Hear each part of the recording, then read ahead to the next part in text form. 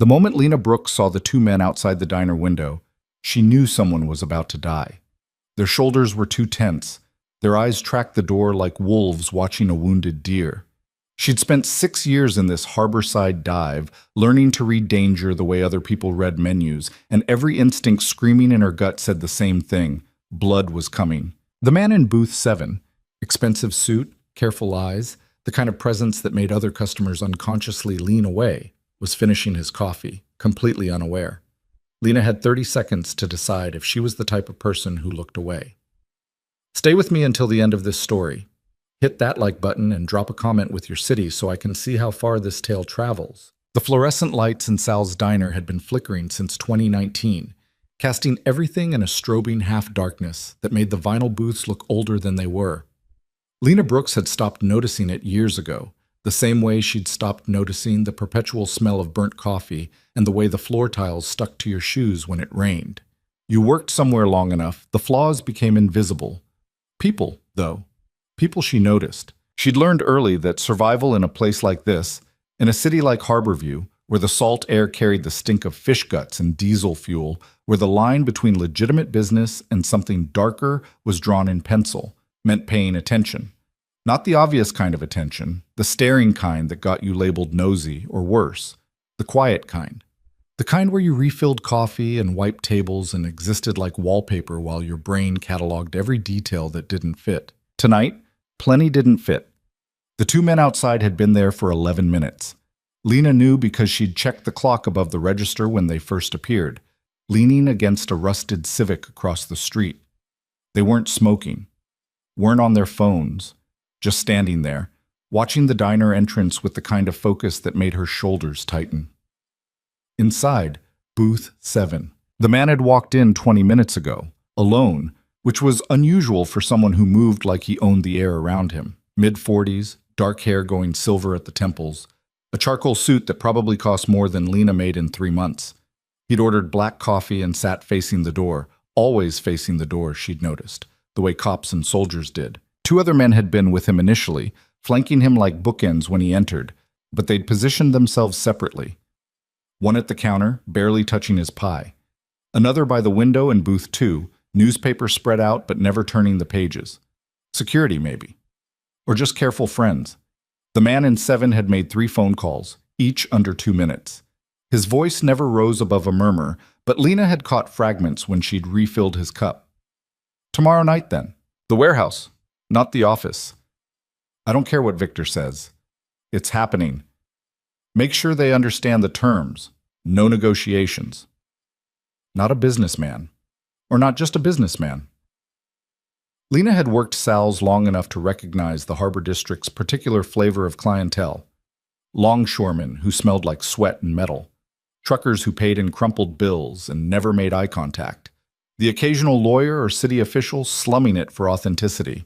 And sometimes, not often, but enough that you learned the signs, men who conducted the kind of business that happened in shadows. This man was the latter. You gonna stand there all night, or you gonna pour? Lena blinked. She'd been gripping the coffee pot so long her knuckles had gone white. The trucker in booth 4 was holding up his empty mug, irritation creasing his sunburned face. Sorry.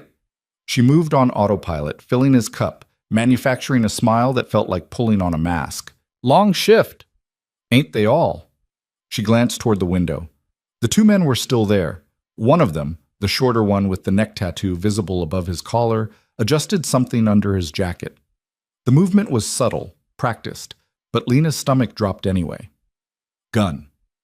She'd seen enough weapons in Harborview to recognize the shape of someone carrying. The docks attracted a certain kind of worker, the kind who settled disputes with fists or worse, and Sal's sat right on the boundary between the commercial district and the neighborhood locals called the stacks, rows of shipping containers converted into housing, businesses, and whatever else people needed when zoning laws were suggestions. But this felt different. The man in booth 7 was standing now, pulling cash from a leather wallet. 320s, way too much for a single coffee. He left them on the table without waiting for change and buttoned his suit jacket with the careful precision of someone performing a ritual. His security detail shifted. The one at the counter set down his fork. The one by the window folded his newspaper. Outside, the two men straightened. Lena's heart kicked against her ribs. She should stay out of it. Whatever was about to happen, it wasn't her problem, isn't it? She'd survived 6 years in this city by keeping her head down, by being the waitress nobody remembered.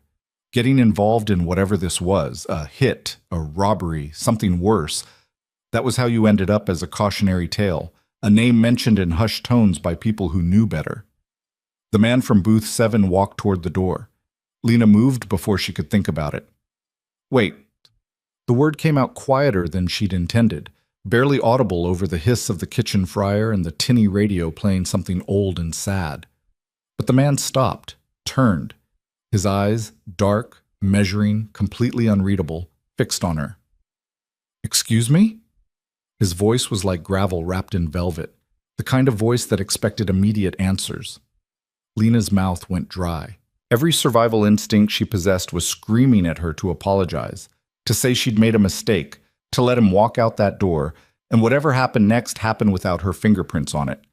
But she saw it again, the way the man outside adjusted his jacket, saw the other one's hand drift toward his hip. There are 2 men outside, she said, quieter now, stepping closer so the other customers wouldn't hear. They've been watching the door since you sat down. They're armed. The silence that followed felt like standing on ice waiting for it to crack. The man's expression didn't change, didn't flicker with surprise or fear or gratitude. He just looked at her, really looked, the way you'd examine something unexpected and potentially valuable. Are they now? It wasn't a question. One of his security guys was already moving, the one from the counter, closing the distance with the smooth efficiency of someone who'd done this 1,000 times. He was younger, early 30s maybe, with a scar bisecting his left eyebrow, and the build of someone who'd played college football and never stopped training. Boss? His hand rested casually near his waistband. The man from booth 7 held up one finger. Wait, without breaking eye contact with Lena. You're certain? Yes. Why tell me? The question threw her. She fumbled for an answer that made sense, that didn't sound stupid or naive or like she'd been watching too many movies.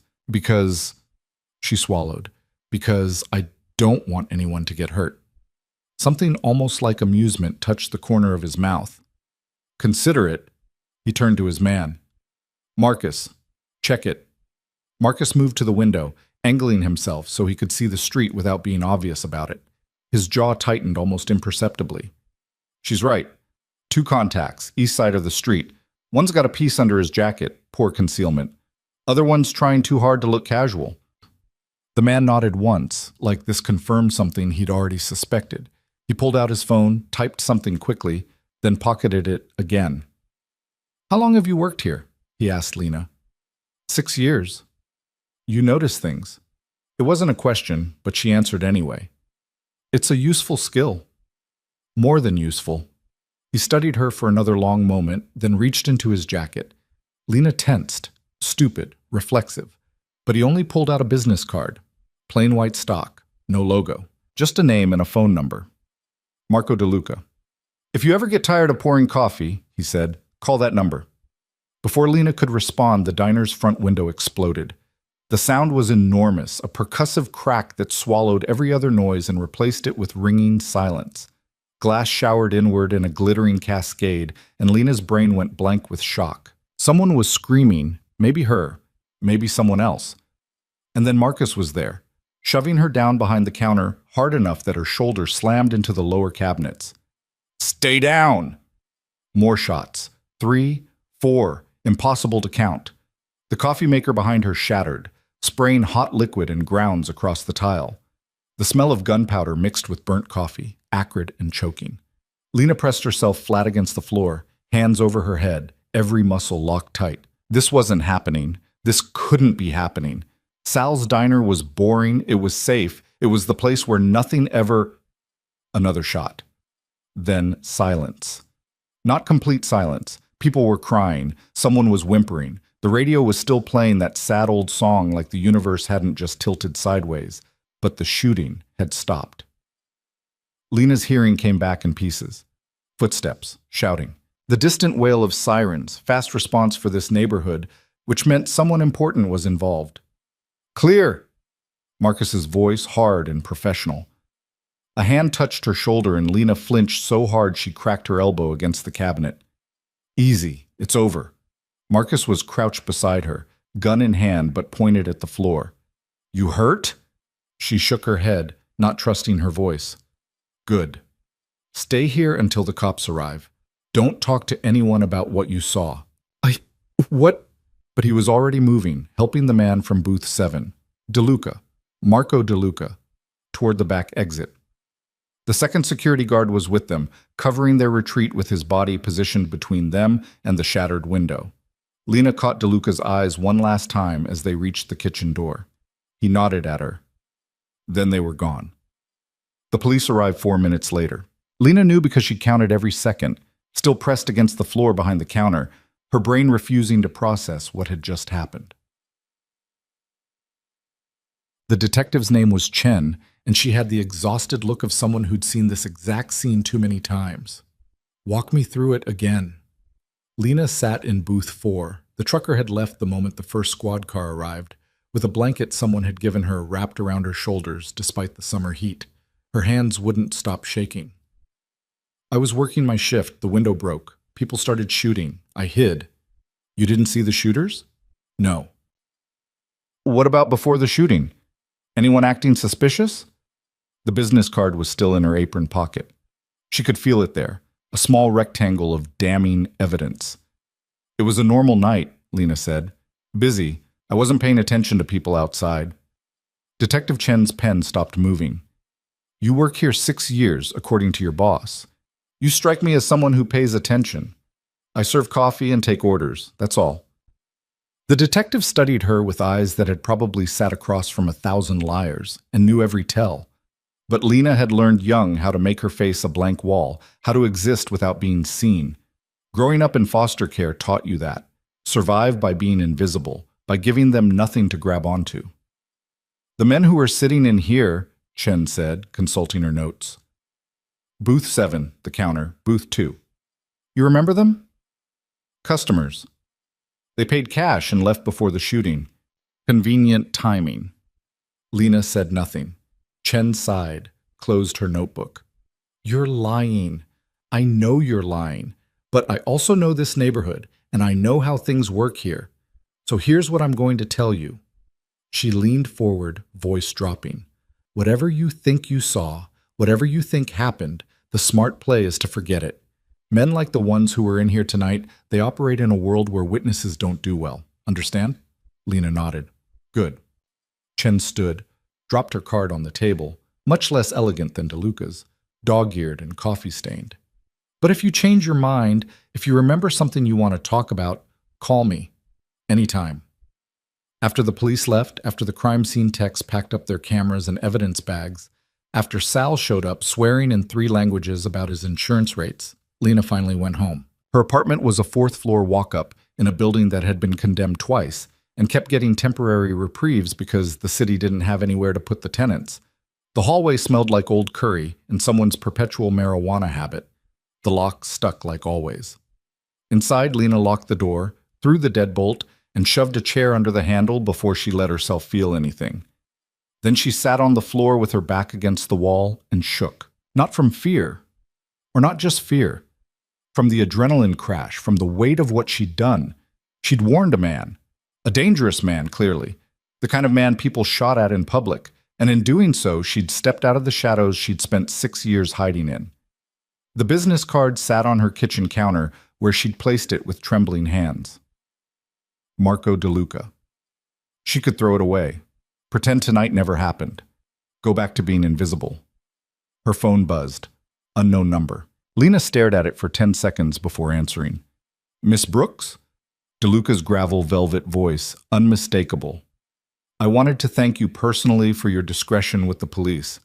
How did you... No, you didn't talk? I have friends in various places. Also, you're still alive, which suggests you made smart choices. Lena's mouth tasted like metal. I don't want any trouble. Too late for that, I'm afraid. You saved my life tonight. That creates complications. I didn't. You noticed a threat I missed. More importantly, you acted on it, knowing the risk. A pause. That's rare. Useful. I'm a waitress. You're observant, quick-thinking, and apparently skilled at deflecting police inquiries, all qualities I value highly. Another pause, longer this time. I'd like to offer you a job. Lena laughed, the sound coming out brittle and slightly unhinged. You don't even know me. I know you've worked at Sal's Diner for 6 years despite being overqualified. I know you have no family in Harborview and minimal social connections. I know your apartment costs $800 a month and you're 2 weeks late on rent. I know... Stop, her voice cracked. Just stop. Silence. How much does a job with you pay? The question came out before she could stop it. Substantially more than waitressing, plus protection, which you're going to need. Why would I need protection? Because the men who tried to kill me tonight will review security footage, witness statements, and will eventually identify you as the person who warned me. When that happens, they'll want to have a conversation. Ice flooded Lena's veins. You're saying I'm in danger because I helped you? Yes. That's the reality of the situation. I'm offering you a choice. Work for me, where I can keep you safe and compensate you appropriately. Or don't, and handle the consequences alone. His tone softened fractionally. For what it's worth, I prefer the first option.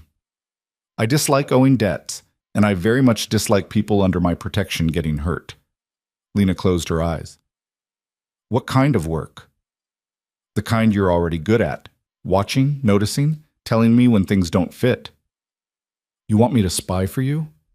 I want you to do what you did tonight, see what others miss. I have people who handle violence and logistics. What I need is someone invisible, someone people don't notice or remember, someone who can sit in a room and catalog everything wrong with it. That's insane. Perhaps, but you're considering it anyway, which suggests you understand how limited your alternatives are. He was right. Lena hated that he was right, but 6 years of barely surviving had taught her to recognize when the ground was shifting under her feet. If DeLuca was telling the truth, and the professional way his security had handled the shooting suggested he was, then she'd painted a target on herself the moment she opened her mouth. I need time to think. You have until tomorrow evening. After that, my offer expires and you're on your own. He rattled off an address in the business district, the kind of neighborhood where buildings had doormen and Lena's entire wardrobe would mark her as out of place. 6 p.m. My people will be expecting you. The line went dead. Lena sat in her apartment for a long time, staring at nothing, feeling the walls close in. Tomorrow she had a shift at Sal's. Tips would be good. Tragedy tourism always brought in curious customers. She could work, keep her head down, pretend tonight was an anomaly. Except the men who'd tried to kill DeLuca knew what she looked like now. Or they would soon. She thought about Detective Chen's warning, about the business card still sitting on her counter, about 6 years of invisible survival that had just gone up in smoke. At some point during the night, she made a decision. The building had a doorman. Lena had never been in a building with a doorman before. He wore a uniform, actual brass buttons and everything, and looked at her like he was trying to decide if she was lost or selling something. I'm here to see Marco DeLuca, she said, hating how small her voice sounded. The doorman's expression shifted subtly. Name? Lena Brooks? He made a phone call, murmured something she couldn't hear, then nodded. Penthouse, elevators to your left.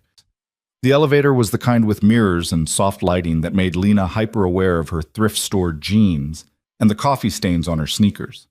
She'd worn her least awful shirt, plain black, no visible holes. But standing in that ascending box of polished brass and muted jazz, she felt like an imposter. The penthouse level had a single door. It opened before she could knock. Marcus, the security guy from the diner, stood there in a different suit but the same alert posture. His scar looked more pronounced in the hallway lighting. Miss Brooks, come in. The apartment beyond was nothing like what Lena had expected. No gold fixtures or modern art or the kind of aggressive luxury she'd seen in magazines. Instead, hardwood floors worn soft with age, bookshelves crammed with actual books, furniture that looked comfortable rather than expensive. Floor-to-ceiling windows offered a view of the harbor, ships moving like slow thoughts across dark water. Marco DeLuca sat in a leather chair near the windows, reading something on a tablet. He looked up when she entered. You came. I don't have a lot of choices. Honest. I appreciate that. He set the tablet aside, gestured to the chair across from him. Sit. Lena sat, feeling like she was in a play and had forgotten her lines. First, DeLuca said, we should establish some ground rules. You work for me, you keep what you see and hear confidential. You don't talk to police without my lawyer present. You follow instructions, but you're allowed, encouraged even, to question orders that seem wrong. I value independent thinking. What exactly would I be doing? Initially, learning. Marcus will teach you how to spot surveillance, how to read people, how to stay safe. You'll accompany me to meetings, restaurants, social events. You'll watch and tell me what you notice. Why not use Marcus for that? Marcus is excellent at his job, which is keeping me alive, but he's intimidating. People behave differently around obvious security. You, on the other hand, DeLuca smiled slightly. You're invisible, a waitress, an assistant, someone people ignore while you're standing right there. It should have felt insulting. Instead, it felt like being seen for the first time in years. What if I see something illegal? Then you'll have choices to make about your conscience versus your survival. I won't lie to you, Miss Brooks. The business I conduct exists in gray areas, sometimes darker than gray. You'll see things that might conflict with your sense of morality. Are you a criminal? The directness of the question surprised even Lena, but DeLuca just laughed. A real laugh, warm and unexpected. That depends on who you ask. The police would say I'm a person of interest. My lawyers would say I'm a legitimate businessman. The truth is somewhere in the middle. He leaned forward, elbows on his knees. I'll tell you what I am, practical. I provide services people need, make deals that benefit multiple parties, and occasionally resolve disputes that can't be handled through conventional channels. Sometimes that crosses legal lines. But I don't deal drugs. I don't tolerate violence against civilians, and I keep my word. That's more than most can say in this city. Lena thought about the diner shooting. Someone wants you dead. Several someones, probably. Occupational hazard. That doesn't scare you? It keeps me alert. His expression turned serious. Last night's attempt wasn't random. Someone inside my organization is feeding information to competitors. They knew where I'd be, when I'd be vulnerable. That's why I need you. I don't understand. My existing security team is loyal, but they're known quantities. Anyone conducting surveillance would identify them immediately. You, however, he gestured at her ordinary clothes and forgettable face. You could sit in a room full of my enemies, and they'd never look twice. You could overhear conversations meant to be private. You could notice patterns my regular people would miss. The pieces clicked together. You want me to find whoever's betraying you. Eventually, yes. First, I want you to learn how to stay alive while doing it. Lena looked out the windows at the harbor. Somewhere out there was her apartment, her job at Sal's, her small, careful life. She could walk away right now, take her chances with whoever came looking. How much? She asked. DeLuca named a figure that made her blink. That's per week, plus expenses, lodging if you need it, and a signing bonus to clear your outstanding debts. It was more money than Lena had ever imagined having, more than she'd make in 2 years at the diner. And if I say no, then I'll provide you with enough cash to leave Harborview and start over somewhere else. I'll also provide a new identity if you want it. Like I said, I don't like owing debts. The offer was genuinely tempting. A chance to disappear, to be someone else somewhere else. But Lena had been running her whole life, through foster homes, through bad relationships, through cities that chewed people up, and she was tired. Tired of being invisible. Tired of surviving instead of living. When do I start? She heard herself say. DeLuca smiled. Right now. Marcus will get you set up with an apartment, somewhere secure, better than your current situation. You'll need clothes appropriate for various situations, which we'll arrange, and we'll start your training tomorrow. What kind of training? The kind that keeps you alive. The new apartment was in a converted warehouse in the Arts District, the kind of neighborhood where galleries existed next to craft breweries and everything cost twice what it should. Lena's unit was on the 3rd floor, exposed brick and high ceilings and more space than she knew what to do with. Security systems already installed, Marcus said, showing her the keypad. Code changes weekly. I'll text you. Windows are reinforced glass. Doors solid core with a deadbolt that'll stop anything short of a battering ram. This seems excessive. Last night, someone tried to kill my boss with you standing 10 feet away. Excessive doesn't exist in my vocabulary anymore. He handed her a phone, newer than anything she'd owned, sleek and probably expensive. This is yours. My number's programmed in, along with DeLuca's and a few others. You see anything weird, anyone following you, anything that feels wrong, you call immediately. I've lived in Harborview for 6 years. I know how to handle myself. Marcus gave her a look that suggested he'd heard that before from people who were now dead. With respect, Miss Brooks, you know how to be invisible in a diner. This is different. The people looking for vulnerabilities in DeLuca's operation, they're professionals. Former military, intelligence operatives, career criminals who've survived decades in this business. They will find you if you're not careful. You're trying to scare me. I'm trying to keep you alive. There's a difference. He walked to the door, paused. Training starts tomorrow, 8 a.m. Get some sleep. You'll need it. After he left, Lena explored her new space with the surreal feeling that she'd stepped into someone else's life. The furniture was simple but solid. The kitchen had appliances that actually worked. The bathroom had water pressure. She sat on the edge of the bed, a real bed, not a futon or a mattress on the floor, and pulled out her old phone. 3 missed calls from Sal, probably wondering why she hadn't shown up for her shift. 2 texts from Deborah, the other waitress, asking if she was okay. Lena typed out a message. Something came up. I won't be coming back. Sorry for no notice. She hit send before she could overthink it. Then she turned off of the phone and sat in the expensive silence of her new apartment, feeling like she'd just jumped off a cliff and was still waiting to see if she'd land or fall. Training was not what Lena expected. Marcus picked her up at 7:45 in a nondescript sedan and drove to a warehouse in the industrial district, the kind of building that looked abandoned but clearly wasn't. Inside, the space had been converted into something between a gym and a tactical training facility. First rule, Marcus said, tossing her a water bottle. Stay aware. Always. You're thinking about what you're making for dinner, what you need from the grocery store, whatever. You're vulnerable. Clear? Lena nodded. Show me. Show you what? What you noticed on the drive here. Lena blinked, scrambling. We took Harbor Street to... Wrong answer. I don't care about the route. What did you notice? Cars following us? People paying too much attention? Anything that felt wrong? I didn't think to... Exactly. And if someone had been tailing us, you'd be useless. He wasn't being mean, just factual, which somehow made it worse. Try again. Think about the last 5 minutes. What do you remember? Lena closed her eyes, forced herself to replay the drive. There was a blue truck 3 cars back that took the same turns we did for 6 blocks. A woman on the corner near the warehouse entrance who was looking at her phone but angled so she could see the door. And you checked your mirrors more than normal drivers do. When she opened her eyes, Marcus was almost smiling. Better. The truck was mine. 2nd layer security. The woman was a homeless regular, not surveillance. But you noticed them, which means you can learn. He gestured to the warehouse floor. Over the next few weeks, you're going to learn how to read people, how to spot weapons, how to identify surveillance. You're going to learn basic self-defense, not to win fights, but to create enough space to run.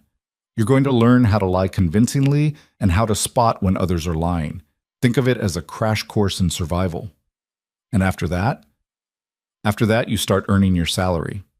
The training was harder than anything Lena had ever done. Marcus ran her through scenarios until she wanted to scream, walking through mock crowds identifying which civilians were watching her, sitting in simulated meetings, and later recounting every detail, learning to read body language and micro-expressions. Some days they brought in other people. DeLuca's associates mostly, hard-eyed men and a few women who looked at Lena like she was a curiosity. She learned their names, their roles, the hierarchy of DeLuca's operation without anyone explicitly teaching her. There was Vincent, who handled logistics and always smelled like expensive cologne.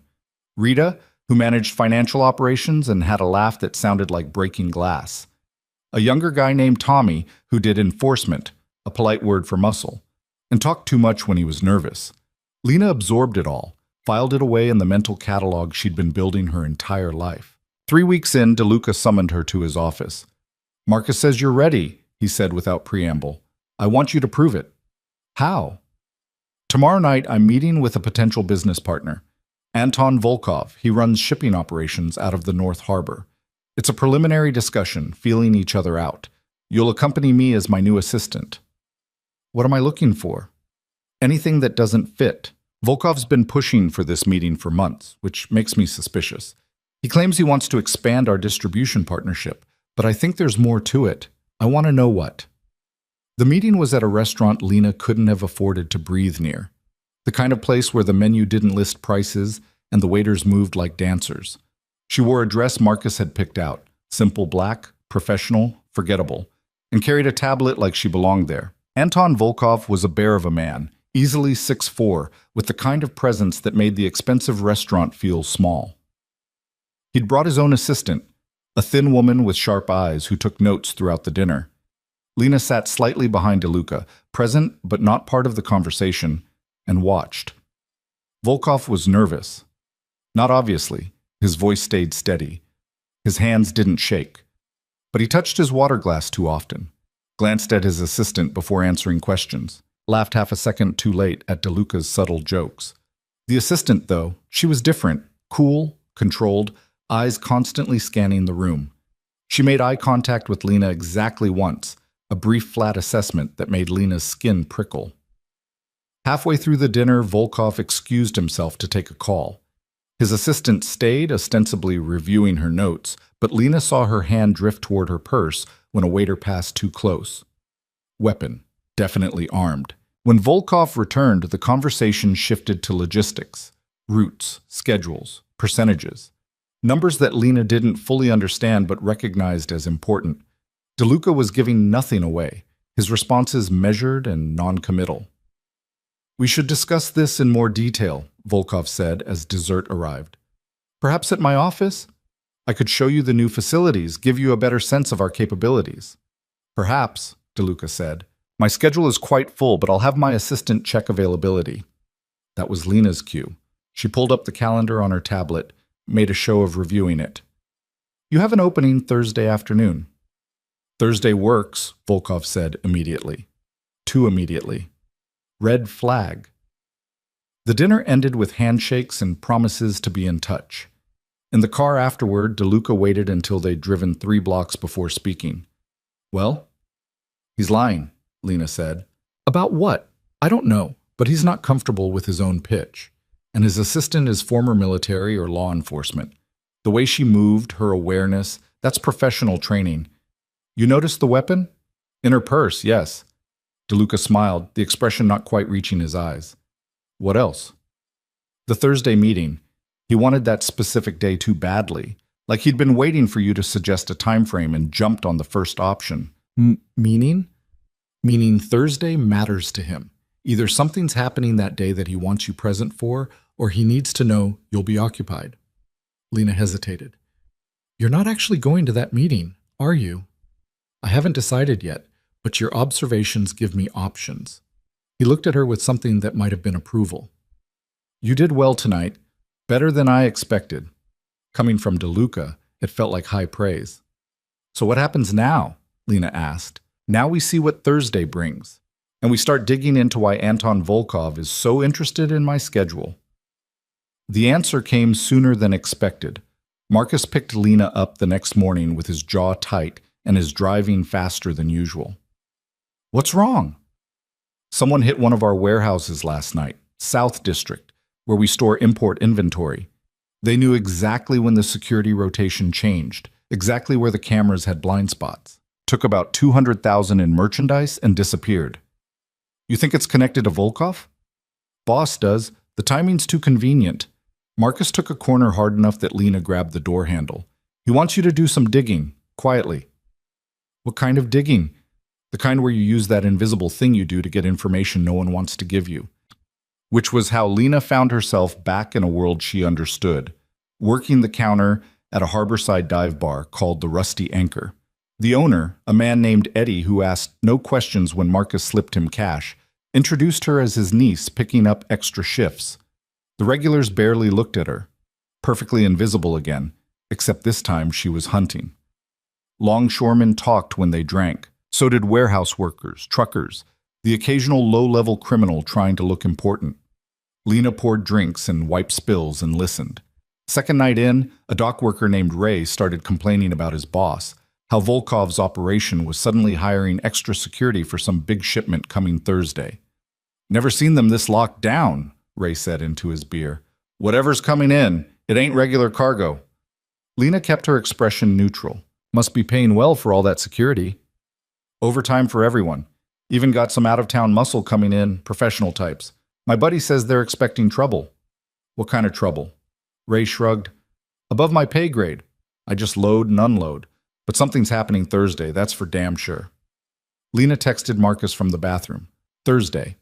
Big shipment, heavy security, out-of-town professionals involved." His response came back immediately. "Good work. Finish your shift and come in. Boss wants details." DeLuca's office, his real office, in a building downtown that legally housed an import-export consulting firm, was dark except for the desk lamp when Lena arrived. Marcus stood by the window. DeLuca sat behind his desk studying a map of the harbor district. "Tell me everything," DeLuca said. Lena recounted the conversation, every detail she could remember.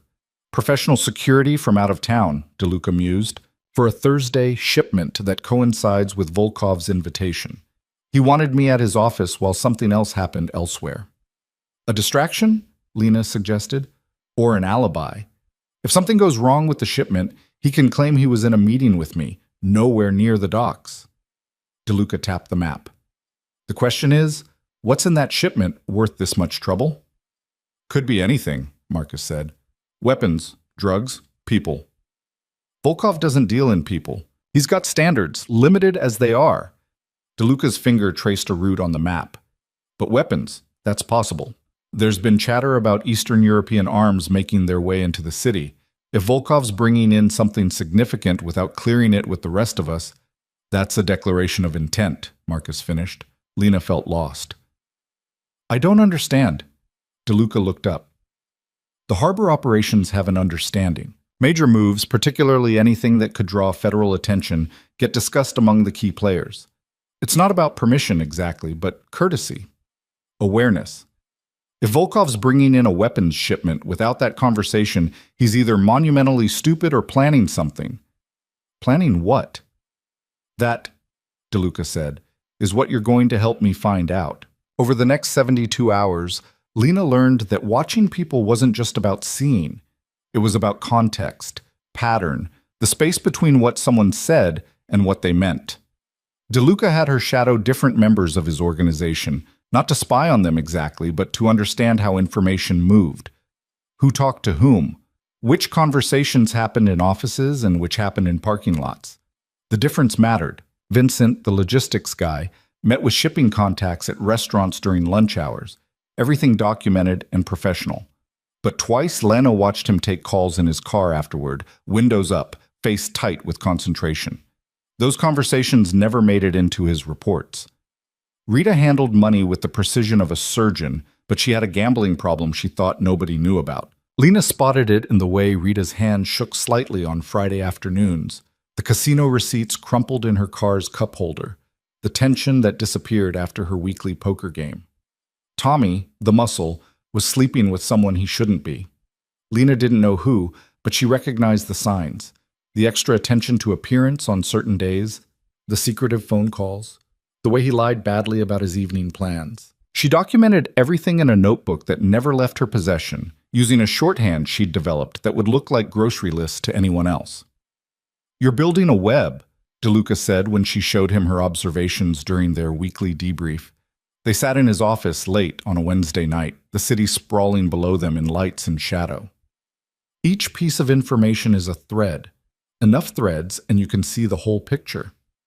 "Is that what you do?" Lena asked. "See pictures?" "I see leverage. Someone's gambling habit is a vulnerability. An affair is a pressure point. None of this means I'll use it, but knowing it exists gives me options." He poured himself whiskey from a crystal decanter, offered her one. She shook her head. "You're uncomfortable with that." It wasn't a question, but Lena answered anyway. "It feels like collecting ammunition." "Because it is. Welcome to the business of survival." He took a sip. studied her over the rim of his glass. You think I'm a bad person. I think you're complicated. That surprised a laugh out of him. Diplomatic. Marcus said you were smart. Marcus says a lot of things. He does, and 90% of it is worth listening to. DeLuca set down his glass. The Thursday shipment. I've decided we're going to intercept it. Lena's stomach dropped. Isn't that exactly what Volkov would expect? If he's planning something, he's planning something. The question is whether he's planning for me specifically or if I'm convenient collateral damage. DeLuca pulled up a map on his tablet, the harbor district rendered in clean lines and marked zones. Volkov's facility is here, North Dock. The shipment's coming in on a vessel called the Mariana, scheduled to arrive at 11 p.m. Thursday. Extra security means he's worried about theft or interception. So walking into that is suicide. Walking into it alone would be, which is why we're not going to be alone and we're not going to be obvious about it. He zoomed in on the map. You're going to be my eyes on the inside. Inside where? Volkov's operation. As of tomorrow, you're going to apply for a job at a shipping company. Temporary administrative work, filing, data entry, whatever gets you in the building. Lena stared at him. You want me to get a job with the man who might be trying to kill you? I want you to be invisible in a place where everyone else is visible. Volkov knows my security team. He'd spot Marcus or any of my regular people immediately. But you? DeLuca smiled. You're a waitress looking for better pay. Completely ordinary. Forgettable. What if he recognizes me from the dinner? He won't. You were furniture that night, part of the background. That's your gift, Lena. You exist without existing. He pulled up a file on his tablet, slid it across the desk. Rita's already created your employment history. 2 years at a logistics firm in Chicago, laid off due to downsizing, strong administrative skills, good references that we control. You interview tomorrow at 2 p.m. The file looked real. Complete work history, references, even a LinkedIn profile with a photo that was definitely Lena, but somehow looked different, more corporate, more forgettable. And if I get the job? Then you go to work. You watch. You listen. You tell me everything that doesn't fit. DeLuca's expression turned serious. This is dangerous, understand that. If Volkov or his people suspect you're working for me, they won't ask polite questions. But I think the risk is manageable, and the intelligence you could gather is worth it. You think or you know? I think. I'm not going to lie to you about the odds. Lena looked at the fake employment history, at the person she was supposed to become. Part of her wanted to refuse, to say this was too much, too fast, too dangerous. But another part, the part that had spent 6 years invisible and was just starting to feel like she mattered, wanted to prove she could do this. If I'm going inside, she said slowly, I'll need to know more about Volkov's operation. Who works for him? What the hierarchy looks like? What normal looks like so I can spot abnormal? DeLuca's smile widened. Marcus was right about you. You're a natural. The next morning, Marcus drove Lena to a storage unit on the east side where DeLuca kept what he called his research archive. Filing cabinets full of information on everyone who mattered in Harborview's underground economy. Volkov, Anton, born in Moscow, came to the States in '97. Marcus pulled out a thick folder, dropped it on the folding table. Started as dock labor, worked his way up. Smart, patient, ruthless when he needs to be. Controls about 40% of the North Harbor shipping operations. Lena flipped through the file. Photos of Volkov at various events, always surrounded by serious-looking men in expensive suits. Financial records that showed a legitimate business with revenue streams that didn't quite add up. Associates, employees. A family tree that included a wife and 2 kids in private school. His second in command is a man named Sergei Kozlov, Marcus continued, pulling up a photo on his phone. Former Russian military, probably intelligence. Came over with Volkov, handles security and enforcement. Dangerous guy, very good at his job. The photo showed a man in his 50s, trim and cold-eyed, the kind of face that promised nothing good. And the assistant from the dinner? Lena asked. Anya Petrova. Background's murky, but we think former FSB. She's been with Volkov for 3 years, handles sensitive communications and coordination. Marcus pulled up another photo. If anyone's going to spot you, it's her, so you stay invisible. No eye contact, no standing out, nothing that registers as unusual. Lena spent the rest of the morning memorizing faces, names, organizational structure. By the time Marcus drove her to the interview, she could recite Volkov's key people from memory. The shipping company operated out of a converted warehouse that tried to look legitimate with fresh paint and a reception area that featured motivational posters about teamwork. The woman who interviewed Lena was tired, overworked, and barely glanced at her resume. You type? 60 words per minute? No Excel? Yes. When can you start? Immediately. The woman, her nameplate said Jennifer, sighed like this was one less problem on a very long list. Fine. 30 hours a week, 15 an hour, you'll be doing data entry and filing. Dress code is business casual, no jeans, show up Monday at 8. Thank you, Lena said, channeling every ounce of grateful but desperate she could manage. I really appreciate the opportunity. Jennifer was already looking at her computer screen. Sure. Stop by HR on your way out for the paperwork. That easy. Lena was in. She texted DeLuca from the parking lot. Got the job. Start Monday. His response came back almost immediately. Well done. Marcus will brief you on what to look for. Be careful. The weekend passed in a blur of preparation. Marcus ran her through scenarios. How to avoid security cameras, where to position herself to overhear conversations, what kind of questions would seem normal versus suspicious. Rita provided her with a burner phone that looked like a regular smartphone but routed everything through encrypted channels. Take photos of anything interesting, Rita said, showing her how the camera function worked. Documents, shipping manifests, anything with numbers or dates. Don't be obvious about it, but get what you can. What counts as interesting? Anything that doesn't match the public-facing business. Volkov runs a legitimate shipping operation, but there's a shadow infrastructure underneath. Shipments that don't appear in official logs, payments to shell companies, meetings that aren't on the calendar. That's what you're hunting. Sunday night, Lena lay awake in her apartment, still strange to think of it as hers, and stared at the ceiling. Tomorrow, she'd walk into enemy territory and pretend to be someone she wasn't. The training had prepared her mechanically, but the fear was something else entirely. Her phone buzzed. DeLuca, you'll do fine. Trust your instincts. She wanted to ask how he could be so sure, how he knew she wouldn't freeze or make a mistake that got her killed. But maybe that was the point. He didn't know. He was betting on her anyway. Lena showed up at Volkov's shipping company at 7:50 Monday morning wearing clothes from Target and carrying a lunch she'd packed herself. Maximum ordinary. The office was exactly what she'd expected. Cubicles in various states of organization, fluorescent lights that hummed, the smell of burnt coffee and someone's perfume. Jennifer pointed her to a desk in the back corner, handed her a stack of shipping manifests, and told her to enter the data into the system. Everything on these forms goes into the database, Jennifer explained without enthusiasm. Container numbers, weights, destinations, dates. It's boring but necessary. Questions? No, I think I've got it. Great. Try not to screw it up. Lena settled into the rhythm of data entry, her fingers moving automatically while her brain cataloged everything else.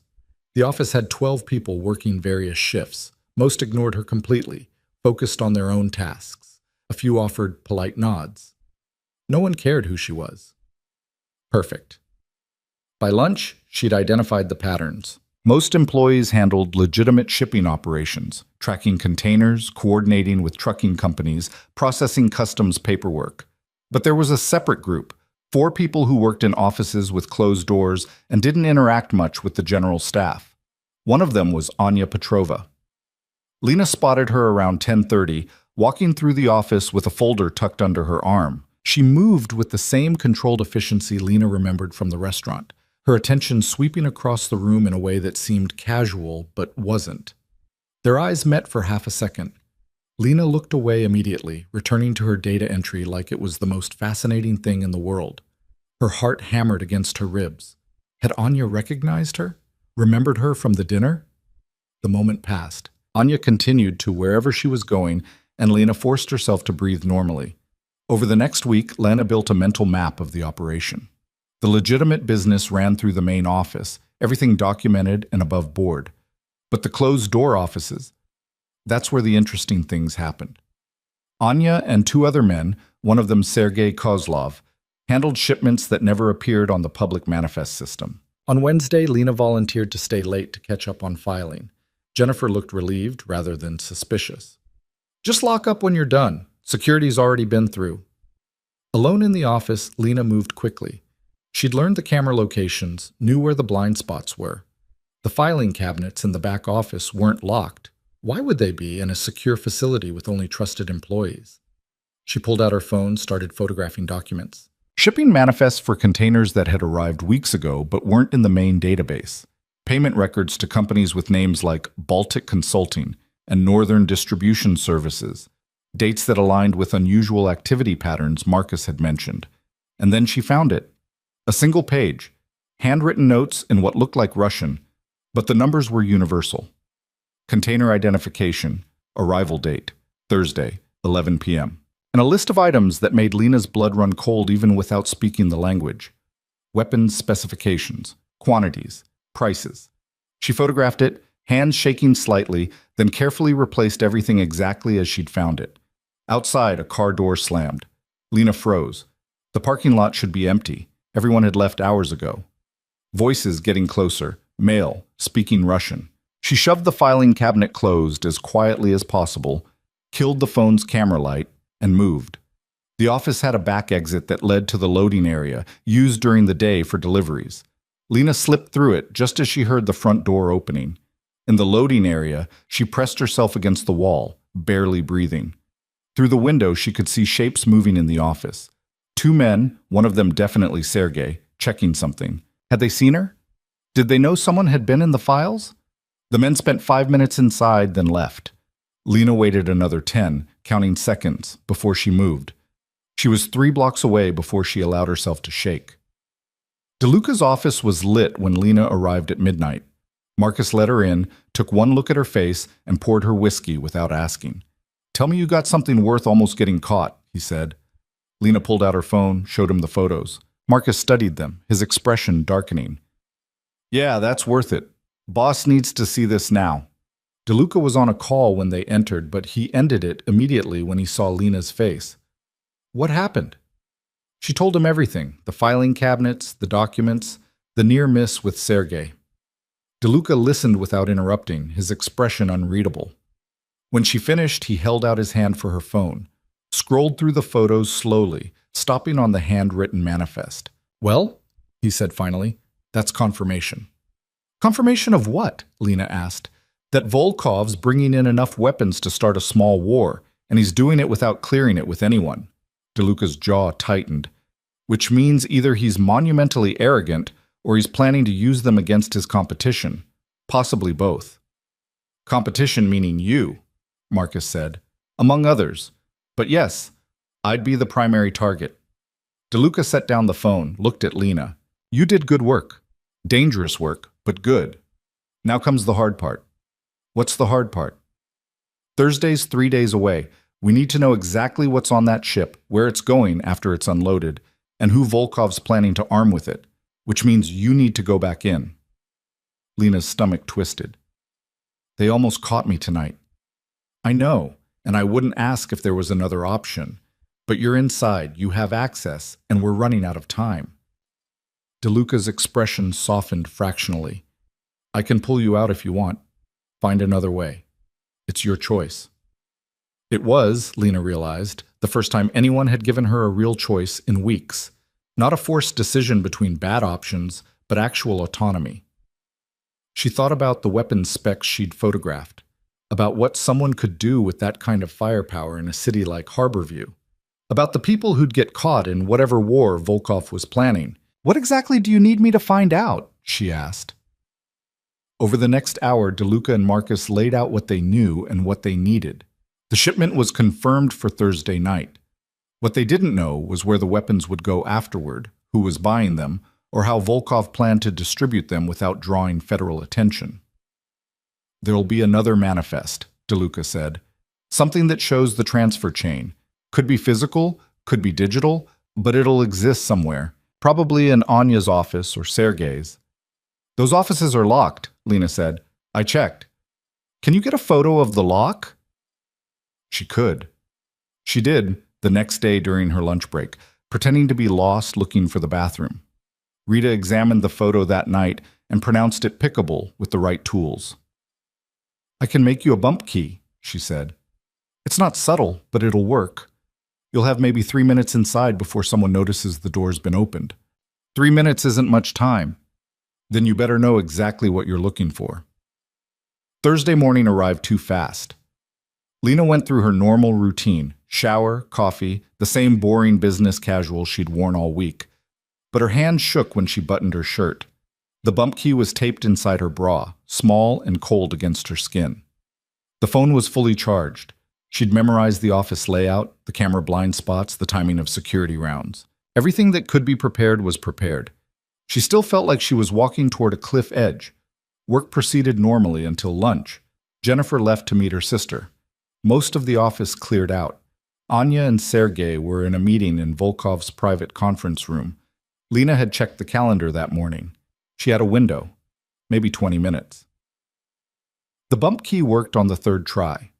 Lena slipped into Anya's office, closing the door behind her as softly as possible. The space was obsessively organized. No personal photos, no clutter, everything filed and labeled with military precision. Lena started with the desk drawers, photographing everything that looked relevant: shipping schedules, contact lists, payment records. In the bottom drawer, she found a tablet. It was locked, but the password was written on a sticky note underneath it. Sloppy security that seemed completely out of character for Anya.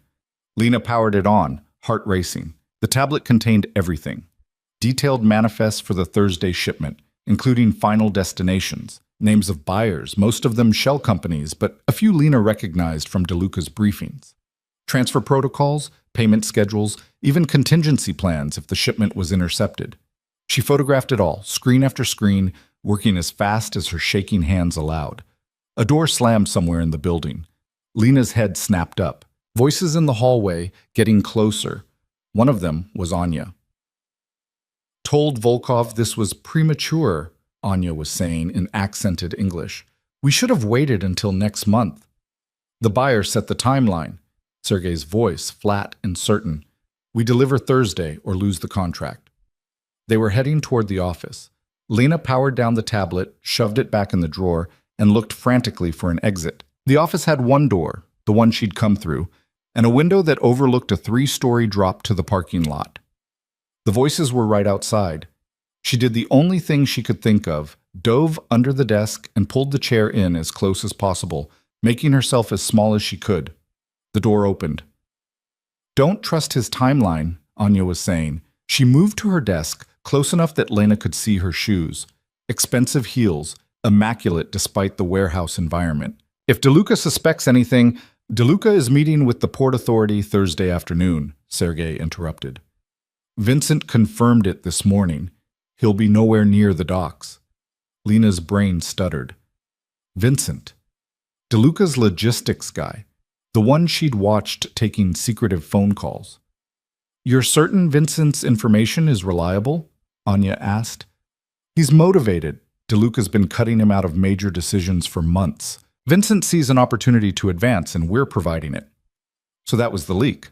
Vincent was feeding information to Volkov, probably in exchange for a position in whatever organization emerged after DeLuca was eliminated. Under the desk, Lena's phone buzzed. The sound was barely audible, muffled by her pocket, but in the silent office it might as well have been a gunshot. Anya went still. Did you hear that? Hear what? A phone, I heard. Anya moved around the desk. Lena closed her eyes, pressed herself flatter against the desk's underside, and prayed to nothing in particular that invisibility was more than a metaphor. Anya's heels clicked closer, stopped. Probably the cleaning crew, Sergei said from the doorway. They're always leaving their phones in random places. A pause that felt like eternity. Perhaps, Anya said finally.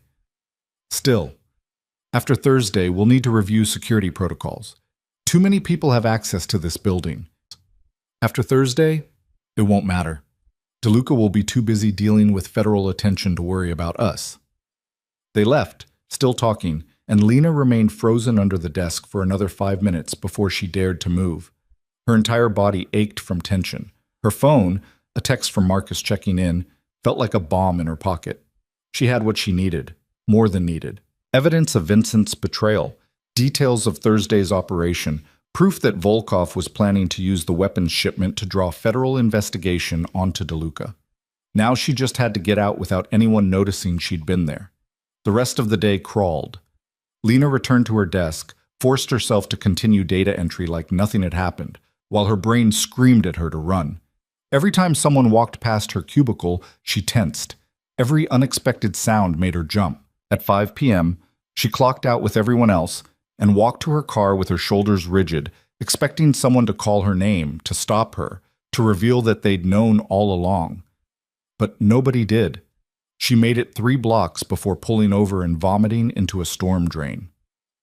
DeLuca's office that night felt like command central for a military operation. Maps covered every surface. Marcus had brought in 2 other security people Lena didn't recognize. Rita was running financial analyses on her laptop, tracking money movements that might indicate Volkov's next moves. Lena handed over her phone, then collapsed into a chair while DeLuca scrolled through the photos. The silence stretched. "Vincent," DeLuca said finally. The word came out quiet, almost sad. "I gave him opportunities. Promotions. I trusted him." "Greed makes people stupid," Marcus said without sympathy. "How do you want to handle it?" "Carefully. If we move on Vincent now, Volkov knows we're onto him. Better to feed Vincent false information and see where it goes." DeLuca looked at Lena. "This is remarkable work. You got everything we needed and then some." "They almost caught me." "But they didn't. That's what matters." He pulled up one of the photos, the manifest with final destinations. "This confirms what I suspected. Volkov's not just bringing in weapons. He's orchestrating a false flag operation. The manifest showed deliveries to addresses we know are connected to my distribution network, but I never authorized any of it." "So when the shipment gets traced," Rita began, "it leads back to me. Federal investigation, asset seizure, possibly RICO charges. Volkov eliminates his primary competition without firing a shot." DeLuca's expression hardened. "Clever. Risky, but clever." "So what do we do?" Lena asked. DeLuca smiled, and there was nothing warm in it. "We let him think it's working, and then we turn his own operation against him." The plan DeLuca laid out over the next 2 hours was complicated enough to make Lena's head spin, but the core was simple. Let Volkov think everything was proceeding according to his design, then rip the foundation out from under him at the last possible moment.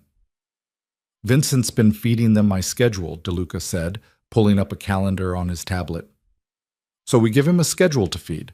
Tomorrow I have a meeting with the Port Authority, completely legitimate, been planned for weeks. Vincent will confirm I'll be there from 2 to 5 p.m., nowhere near the docks when the Mariana arrives." "Except you won't actually be at that meeting," Marcus said. "I'll be there long enough to sign in, be seen, establish presence. Then a convenient emergency pulls me away. Port Authority will confirm I was there if anyone asks, but I'll have mobility when it matters." Rita looked up from her laptop. "The weapons shipment arrives at 11 p.m. at Volkov's North Dock facility. According to Lena's photos, it's scheduled to transfer to 3 different trucks by midnight, heading to the addresses that'll implicate you." "So we intercept the trucks," Lena said. "No," DeLuca's voice was firm. "We intercept the information. Volkov's counting on federal agencies tracing those weapons back to my network. But what if the documentation tells a different story?" "You want to alter the manifests," Rita said slowly. "Make it look like the weapons were always meant for Volkov's organization." "Exactly. The physical shipment still moves. We're not stealing anything, not giving the feds reason to investigate us. But the paper trail, the digital records, all of it points back to Volkov instead of me." Marcus frowned.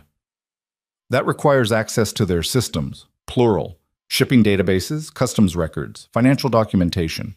Even with Lena's photos, we'd need someone inside with admin privileges." "We have someone inside," DeLuca said, looking at Lena. Her stomach dropped. "I'm data entry. I don't have admin access to anything." "Not yet. But you've been there a week, you're reliable, and Jennifer is drowning in work. What if she needed help with something that required elevated access?" "You want me to social engineer my way into their system." "I want you to be helpful," DeLuca corrected. Offer to take on extra responsibilities. Stay late. Make yourself indispensable. Jennifer will give you access because it makes her life easier, and she has no reason to suspect you're anything other than what you appear to be. Lena thought about Anya's cold assessment, about hiding under the desk while people discuss betrayal and murder. They're suspicious. After Thursday, Anya said they'd review security protocols. After Thursday, which gives us 3 days to move. DeLuca's expression softened slightly. I know what I'm asking. If you want out, say so now. But we're running out of time and options, and you're the only person who can do this. The weight of it settled on Lena's shoulders like physical pressure. She'd gone from serving coffee to corporate espionage in less than a month, and the smart play would be to walk away, take DeLuca's money, disappear to somewhere that didn't have people like Volkov and Anya and guns hidden in desk drawers. But she thought about Vincent, about how casually he'd sold out someone who'd trusted him, about Volkov bringing weapons into the city that would end up in the hands of people who'd use them, about the invisible chain of violence that happened when people like her looked away. Tell me exactly what you need me to do, she said. By the time Lena left DeLuca's office at 3 a.m., she had a plan that felt equal parts brilliant and insane. Rita had walked her through the technical requirements, what system access she'd need, how to identify the right databases, how to deploy the software that would rewrite the digital trail without leaving forensic evidence. The key is to make minimal changes, Rita had explained. We're not inventing new shipments or creating false records. We're just redirecting the ones that exist, changing destination codes, altering recipient information, adjusting the documentation so it reflects reality instead of Volkov's fiction. And if their IT department notices? They won't have time. We make the changes Thursday afternoon, the shipment arrives that night, and by the time anyone thinks to audit the system, the physical evidence will match the digital records. Case closed. Marcus drove Lena home, neither of them speaking much. She was too tired, too wired, her brain still processing everything that could go wrong. You did good work, Marcus said as he pulled up to her building. Better than most people I've seen in this business. I'm terrified 90% of the time. That's how you know you're smart. People who aren't scared are usually dead. He shifted in his seat to look at her directly. DeLuca doesn't say it enough, but he values what you bring.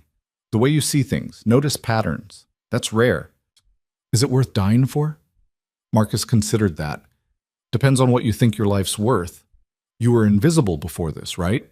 Safe but small. Maybe that was enough. But if you pull this off, if you help stop whatever Volkov's planning, you'll have done something that matters. That changes things. Lena wanted to ask if it had changed things for him, if whatever he'd done before working for DeLuca had been worth the scars and the hypervigilance and the kind of life where you expected people to try killing your boss in public. But she was too tired for philosophy. Get some sleep, Marcus said. Tomorrow starts the hard part.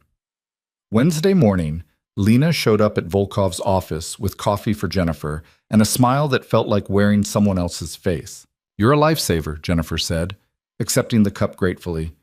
I've been here since 6 dealing with a shipping crisis.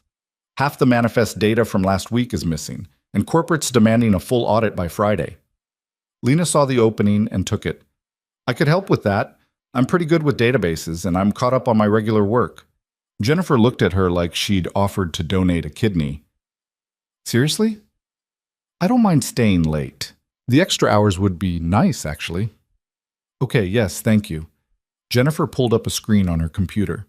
I'll get you temporary admin access for the shipping database. Just pull everything from the past 2 weeks and cross-reference it with the physical cargo manifests. Flag anything that doesn't match. It was almost too easy. By lunch, Lena had admin credentials and legitimate reason to be deep in the system, examining records that would normally be restricted. She worked carefully, methodically, doing the actual job Jennifer had assigned while mapping out the architecture for what would come next. The system was well-designed but not impenetrable. Financial records connected to shipping databases through a series of linked tables. Alter one record and you could cascade changes through the whole network if you knew what you were doing. Rita had given her a small USB drive disguised as a regular thumb drive. Plug it in, run the program, and it would install a backdoor that would allow remote access later. Simple in theory, terrifying in practice. Lena waited until Jennifer left for a dentist appointment at 2, until the office had that mid-afternoon lull when people were focused on their own work. Then she plugged in the drive. The program ran silently, a progress bar creeping across her screen behind a spreadsheet that looked completely normal to anyone glancing over. 30 seconds. 45. What are you working on? Lena's heart stopped. She turned to find Anya standing behind her, close enough to see the screen if she looked. Audit work, Lena said, forcing her voice steady. Jennifer asked me to cross-reference last week's shipping data. Thorough of you. Anya's eyes swept across Lena's desk, taking in the coffee cup, the scattered papers, the completely ordinary appearance of someone doing boring data entry. You're the new girl, Lisa? Lena. Lena, how are you finding the work? It's fine, pays the bills. Anya smiled, and it didn't reach her eyes. Indeed. Well, don't let me interrupt. She walked away, and Lena forced herself to breathe normally, to not watch Anya go, to keep her eyes on the screen where the progress bar had reached 97%. 100%. Program complete. Lena ejected the drive, slipped it into her pocket, and allowed herself exactly 5 seconds of relief before returning to actual work. Her hands were shaking badly enough that she had to clasp them together under the desk.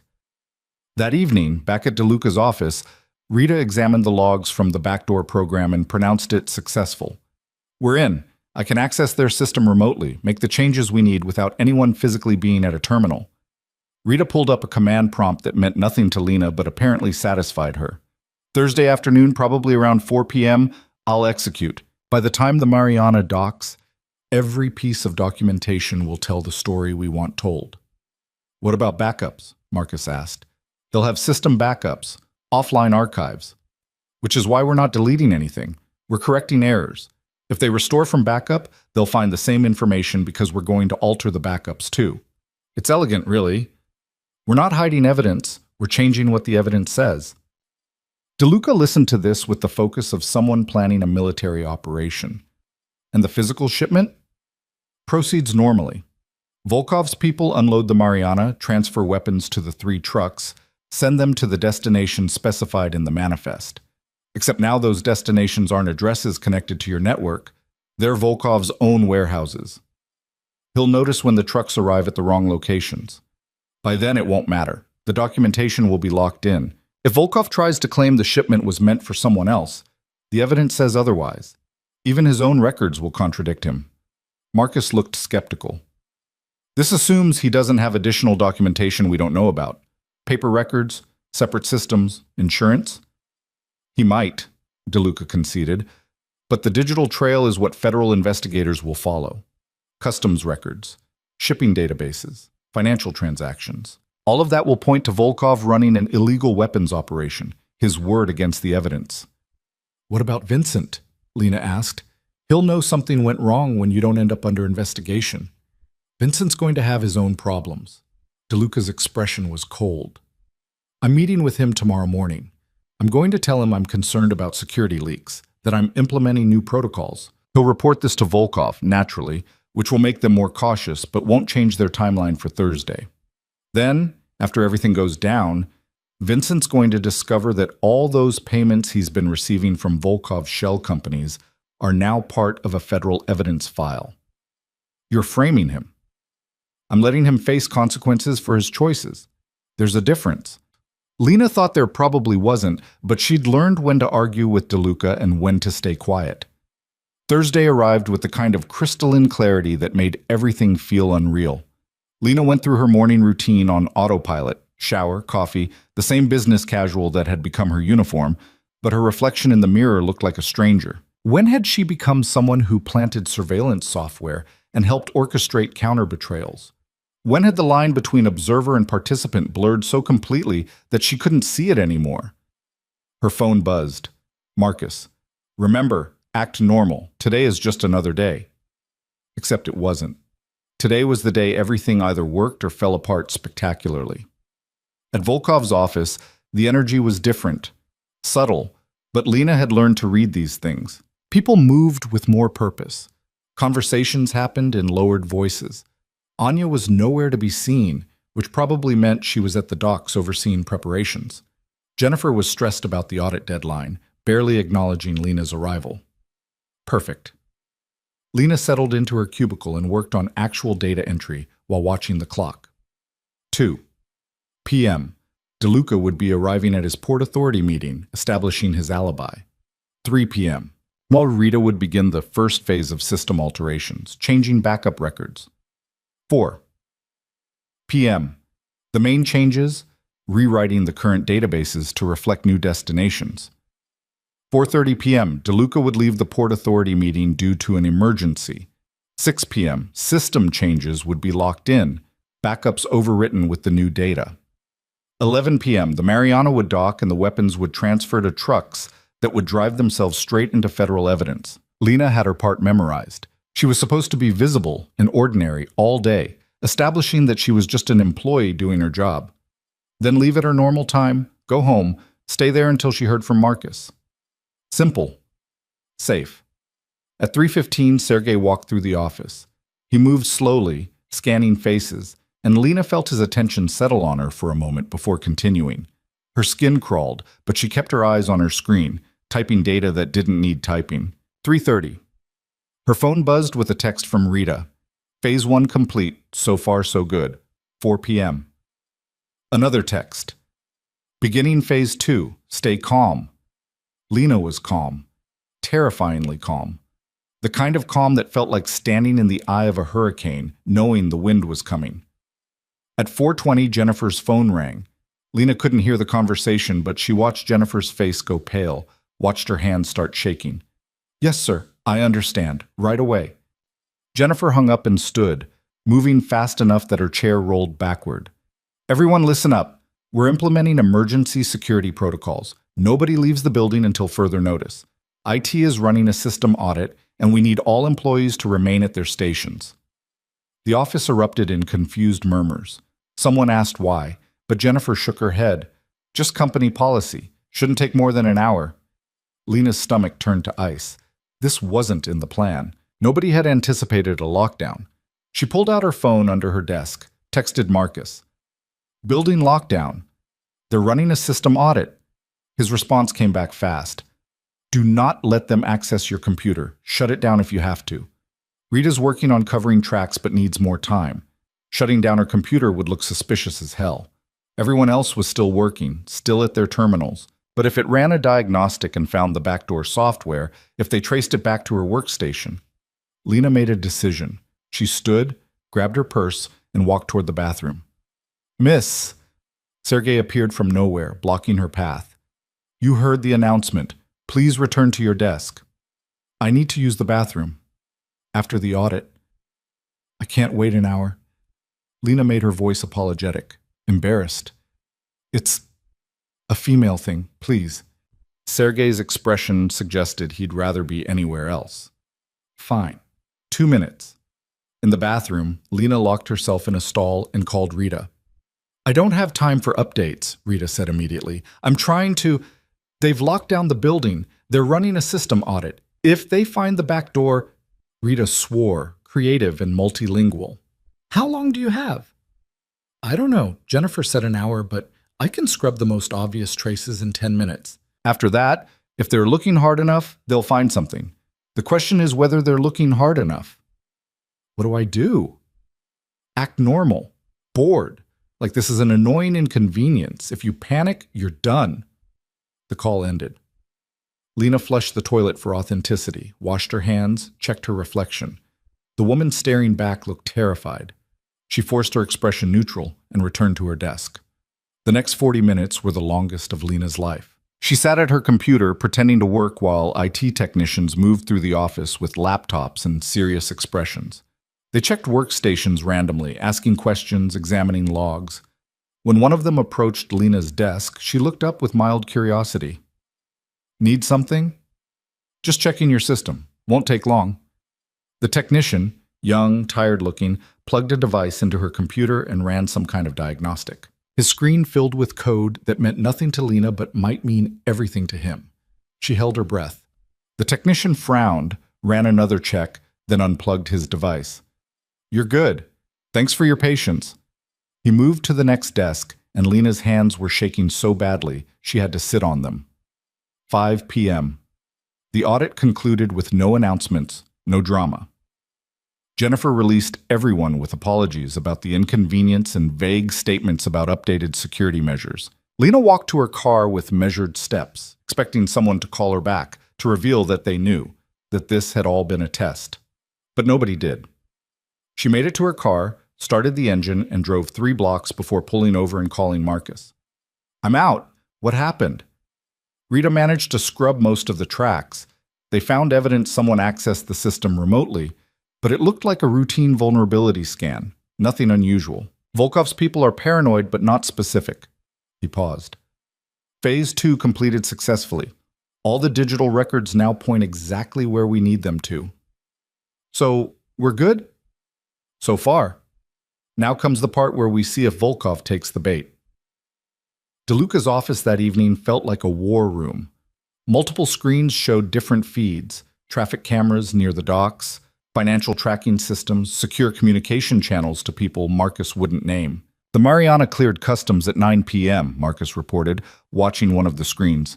Currently moving to dock position at Volkov's facility, ETA 1105.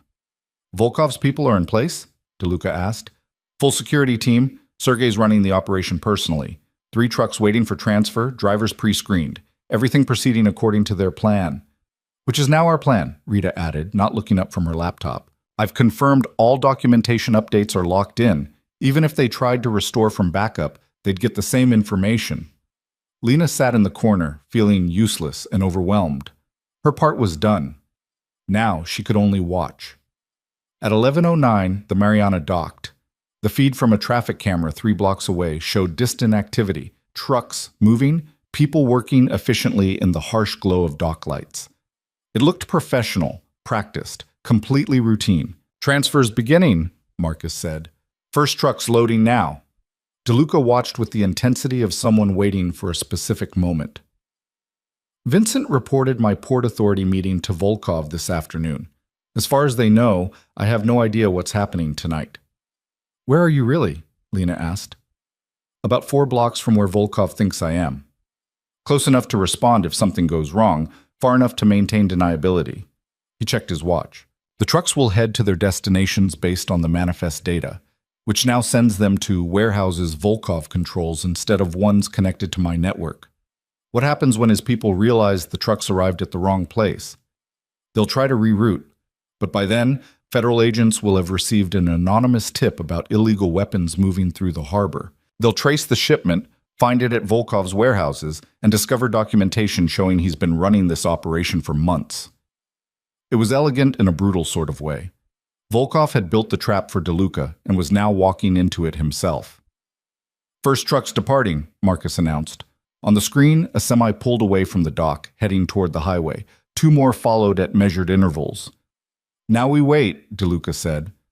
The waiting was worse than the action. Lena drank coffee that tasted like battery acid and watched screens that showed nothing dramatic. Just trucks moving through traffic, taking routes that appeared on GPS, tracking as simple delivery runs. At 12:40 a.m., Marcus's phone rang. He listened for 30 seconds, then hung up. First truck arrived at Warehouse 7, Volkov's facility on the east side. Driver's confused because the manifest says west side, but the system shows east. He's calling for instructions. Let me guess, DeLuca said. The instructions he receives will tell him there was a clerical error. Proceed with unloading. Already happening. Volkov's people are scrambling, trying to figure out what went wrong, but the documentation is ironclad. As far as any official record shows, this shipment was always meant for their warehouses. Second truck, third truck, all arriving at locations owned or controlled by Volkov's organization, all with confused drivers who were told to proceed anyway. At 1:15 a.m., DeLuca made a phone call to a number he didn't identify. The shipment I mentioned, he said to whoever answered. It arrived tonight at the locations I specified. You'll want to move quickly before they realize what's happened. He hung up. Federal agents? Lena asked. Someone with federal connections who benefits from taking down weapons trafficking operations. The specifics don't matter. What matters is that in approximately 3 hours, Volkov's warehouses will be raided, the weapons will be seized, and every piece of documentation will show him as the operator. He'll know it was you. He'll suspect, but suspicion isn't proof, and he'll be too busy dealing with federal investigations to do much about it. DeLuca's expression was satisfied, cold. He tried to frame me. Instead, he's framed himself. The first news reports came in at 4:30 a.m. Major weapons bust at multiple locations, federal agents seizing enough firepower to supply a small army, arrests pending. No names yet, but the locations matched Volkov's warehouses exactly. By 6 a.m., when Lena finally went home, the story was everywhere. Local news, federal press releases, social media speculation. The biggest weapons seizure in Harborview history, part of an ongoing investigation into illegal arms trafficking through the harbor. Volkov's name hadn't been released yet, but it would be. The documentation was too thorough, too complete. He'd built the evidence against himself with his own operation. Lena slept for 4 hours and woke to her phone ringing. Unknown number. "Miss Brooks?" DeLuca's voice, warm with something that might have been pride. "You should watch the news." She turned on her TV to see federal agents leading Anton Volkov out of his office in handcuffs. He looked smaller somehow, diminished. The bear-like presence reduced to just a man in an expensive suit facing charges that would probably end with decades in prison. "Is it over?" Lena asked. "The immediate threat is neutralized. Volkov's organization will collapse without him. His people will scramble for position or flee. Some will reach out to me looking for employment, which I'll consider carefully. The weapons are off the street. The city's safer, at least temporarily." "What about Vincent?" "Vincent's currently in conversation with federal prosecutors about his financial dealings with Volkov's shell companies. I imagine he'll be quite cooperative once he realizes the alternative is sharing a cell block with people he helped betray." Lena should have felt victorious. They'd won, hadn't they? Stopped a dangerous man from doing dangerous things, prevented weapons from flooding the city, protected DeLuca's organization from a coordinated attack. Instead, she felt hollow. "Are you there?" DeLuca asked. "Yeah, just processing." "It's a lot to process. You went from waitressing to corporate espionage in less than a month. That's not a small adjustment." He paused. "Take a few days off. Rest. Think about whether you want to continue this kind of work, or if you'd prefer something different. The offer stands either way." "Different how?" "Rita could use help with financial analysis. Marcus is always looking for people with your observational skills for lower-risk security work. Or if you want to go back to something normal, I can arrange that too. You've more than earned the choice." After he hung up, Lena sat in her expensive apartment with its working appliances and reinforced windows and thought about choices. She'd spent 6 years invisible, safe in her smallness. Then she'd warned a stranger, and everything changed. Now she could see patterns everywhere, in how people moved, how information flowed, in the hidden architecture of power and violence that ran beneath the city's surface. The question was whether she wanted to keep seeing. Her phone buzzed. A news alert. Additional arrests in the weapons trafficking case, names being released. She scrolled through them, recognizing some from her time inside Volkov's operation. Sergei Kozlov, Anya Petrova, others whose faces she'd memorized. They'd all made choices too, and now they'd face consequences. Lena made coffee, opened her laptop, and started writing down everything she'd observed over the past month. Not for DeLuca or the feds or anyone else, for herself, to make sense of what she'd become. Somewhere around page 3, she realized she wasn't writing a resignation letter. She was writing a report. The report took Lena 3 days to complete.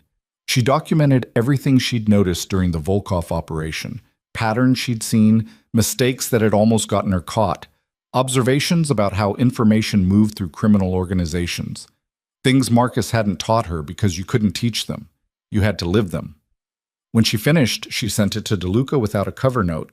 Either he'd understand what it meant or he wouldn't. His response came an hour later. "My office. Tonight." Lena arrived at 7 to find Marcus already there, reading her report on a tablet.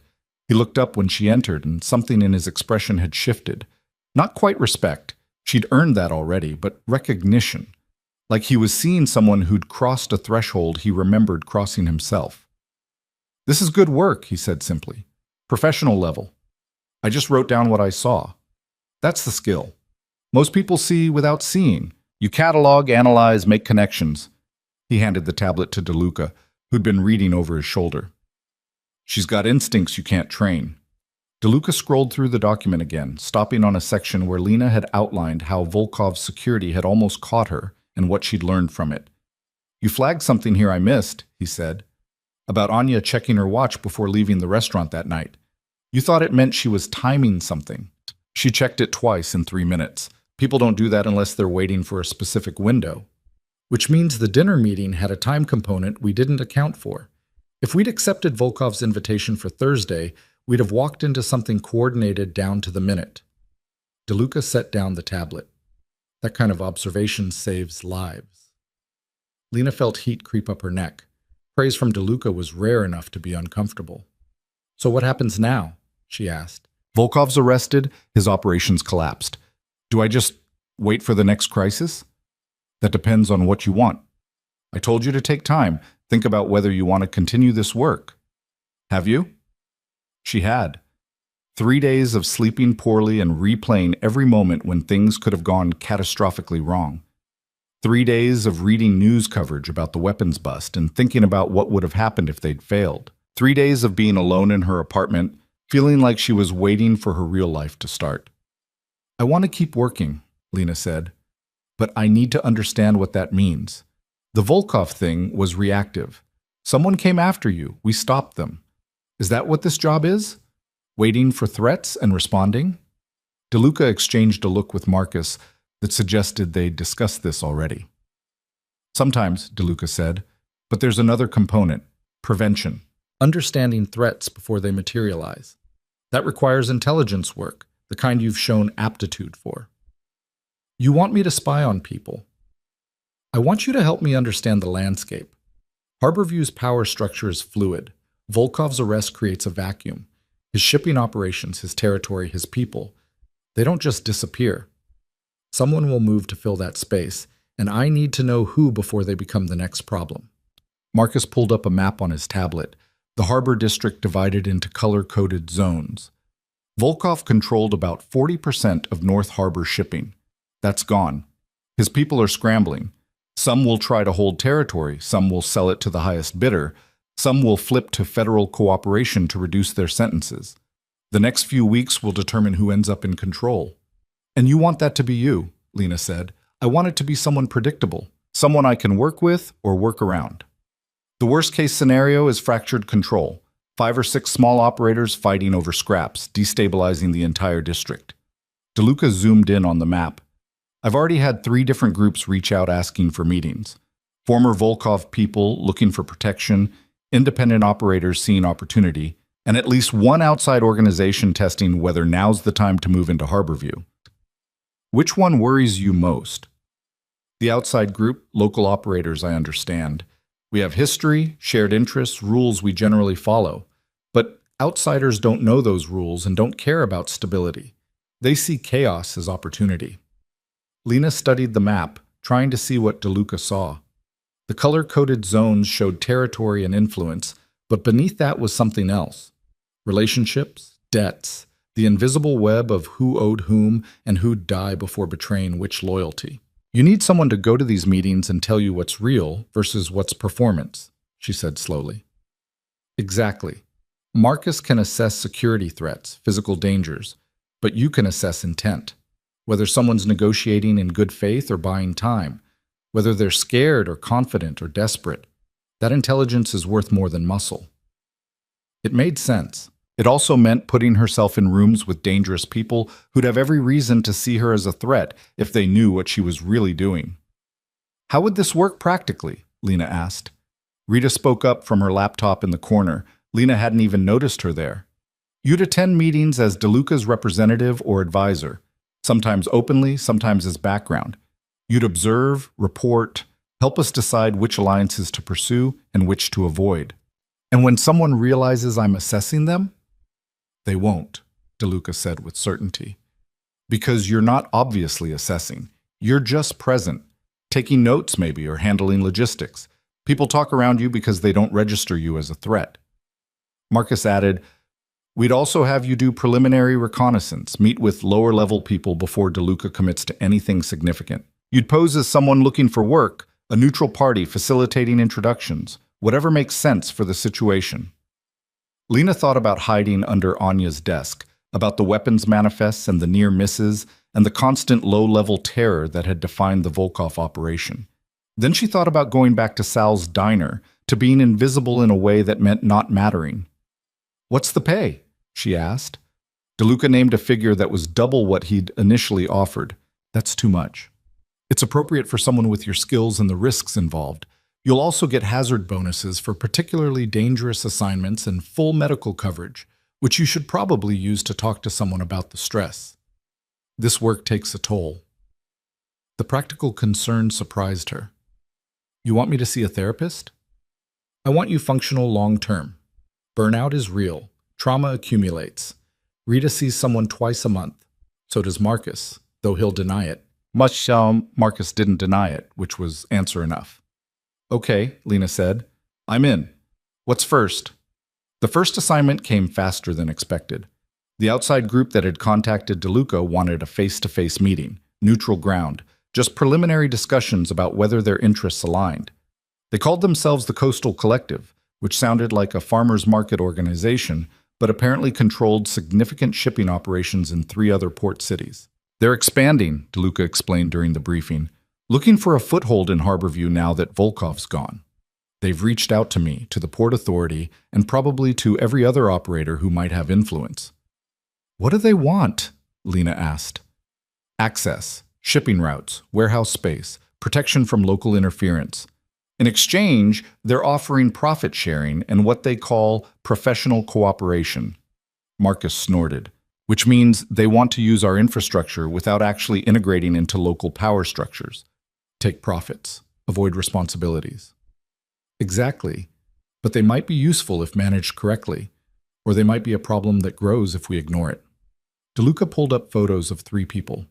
Their representatives: Catherine Chen, Operations Director; Thomas Vance, Logistics; and someone they're calling a consultant named Adrian Voss. Lena felt something cold slide down her spine at the last name. "Voss? You recognize it?" "No, just unusual name." But she did recognize it, or thought she did. Something about the way it sounded, the syllables that felt wrong in her mouth. She couldn't place why.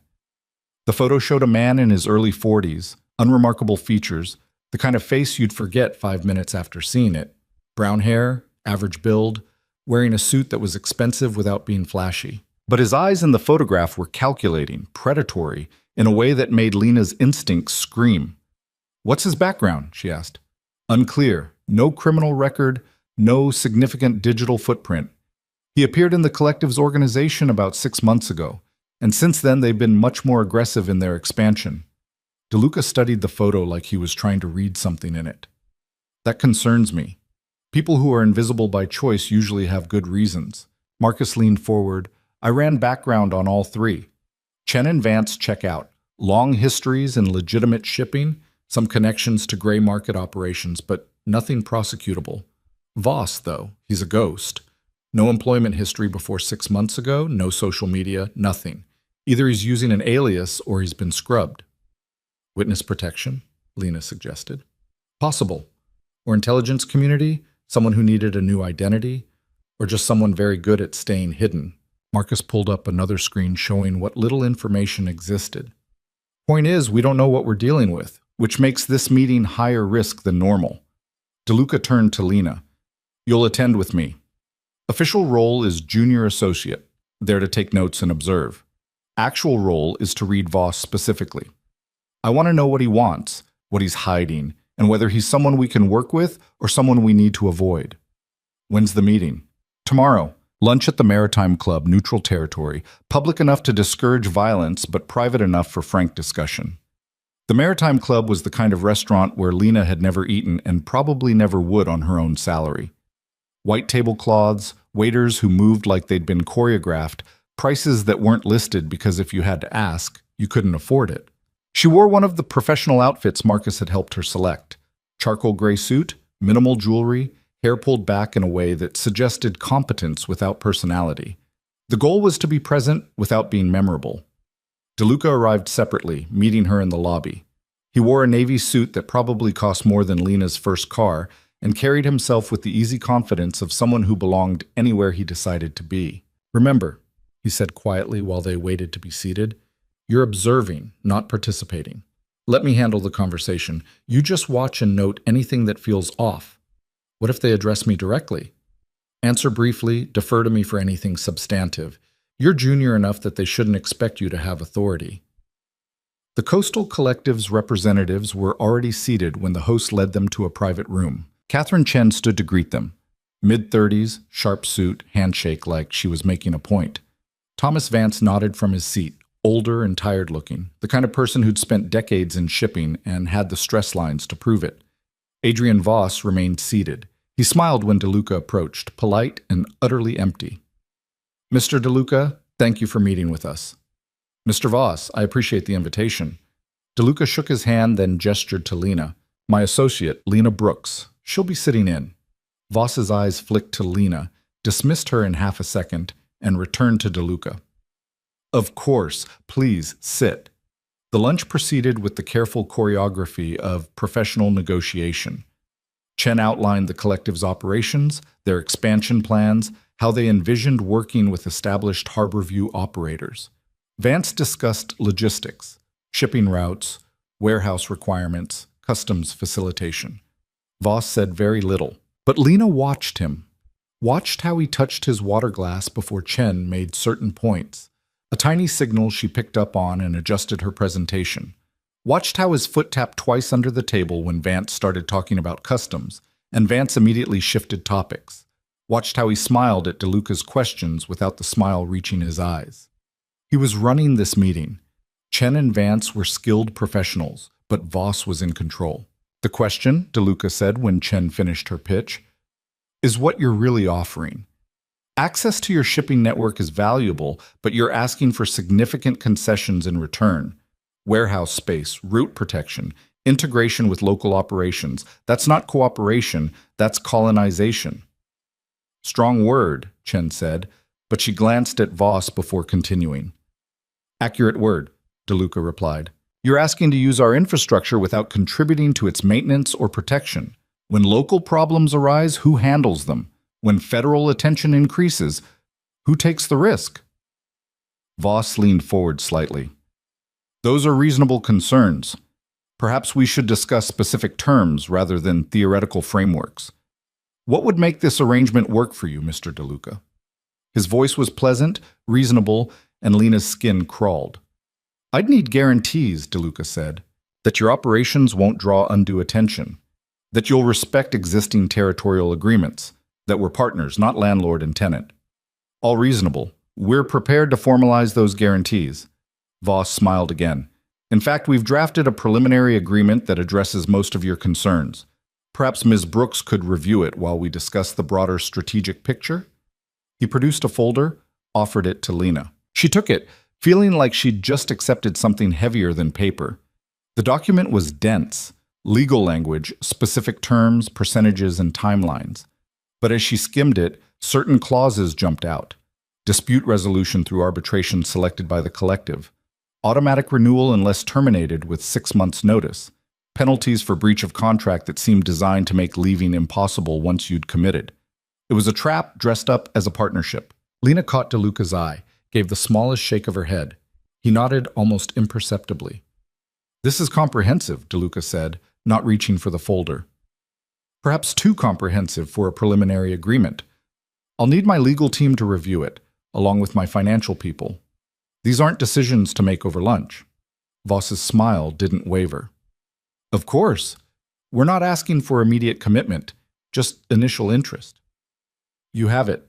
But I'm cautious by nature, Mr. Voss. I like to understand who I'm working with before committing to formal arrangements.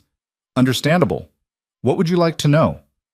Your background, for instance. Chen and Vance have extensive histories in shipping.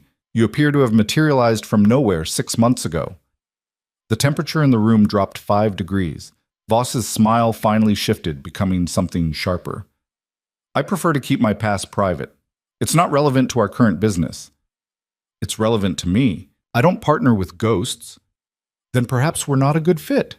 Voss stood, buttoning his jacket with precise movements. Thank you for your time, Mr. DeLuca. If you change your mind about requiring background checks on potential partners, you have our contact information. Chen and Vance stood too, looking uncomfortable. They'd lost control of the meeting without understanding how. DeLuca remained seated. I appreciate you coming. Safe travels back. After they left, DeLuca signaled for the check and turned to Lena. Well?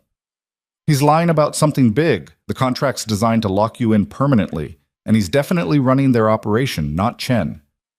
Agreed on all counts. Anything else? Lena hesitated, trying to articulate the crawling sensation Voss had triggered.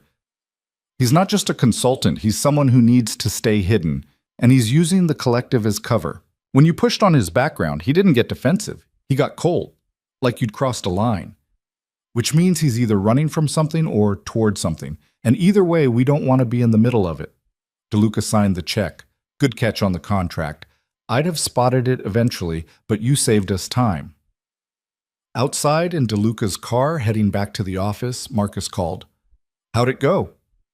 Poorly, which might be for the best, DeLuca said on speaker. The collective's not a partnership opportunity. It's a takeover dressed up as cooperation. We're passing. You sure? They've got resources, could be useful. They've also got Adrian Voss, who's a problem waiting to happen. Lena flagged it, and I trust her instincts.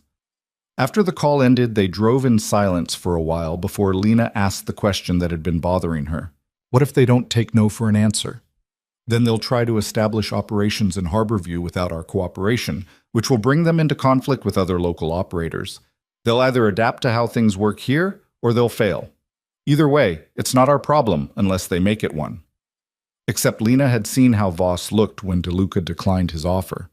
That wasn't someone who accepted failure gracefully. Over the next week, the Coastal Collective made their move. They approached smaller operators, ones without DeLuca's resources or caution, offering favorable terms for warehouse access and route protection. 3 different groups accepted. Marcus tracked the developments with increasing concern. They're building a network, not directly challenging major players yet, but establishing presence. Another few months and they'll have enough infrastructure to operate independently. Let them, DeLuca said during their morning briefing.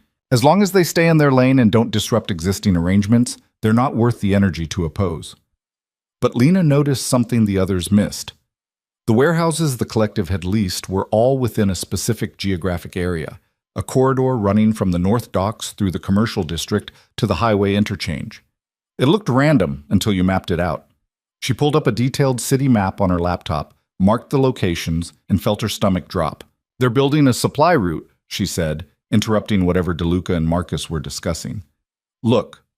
She turned her laptop so they could see. The marked locations formed a clear line, each position offering visibility and control over the next. It's not random expansion, Lena continued. They're setting up infrastructure for moving something specific. High volume, needs direct highway access, has to avoid main commercial routes. Marcus studied the map. What moves in that volume through back channels? Drugs, Rita said from her corner. Or weapons.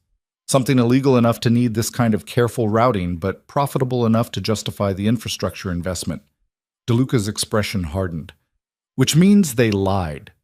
This isn't about legitimate shipping expansion.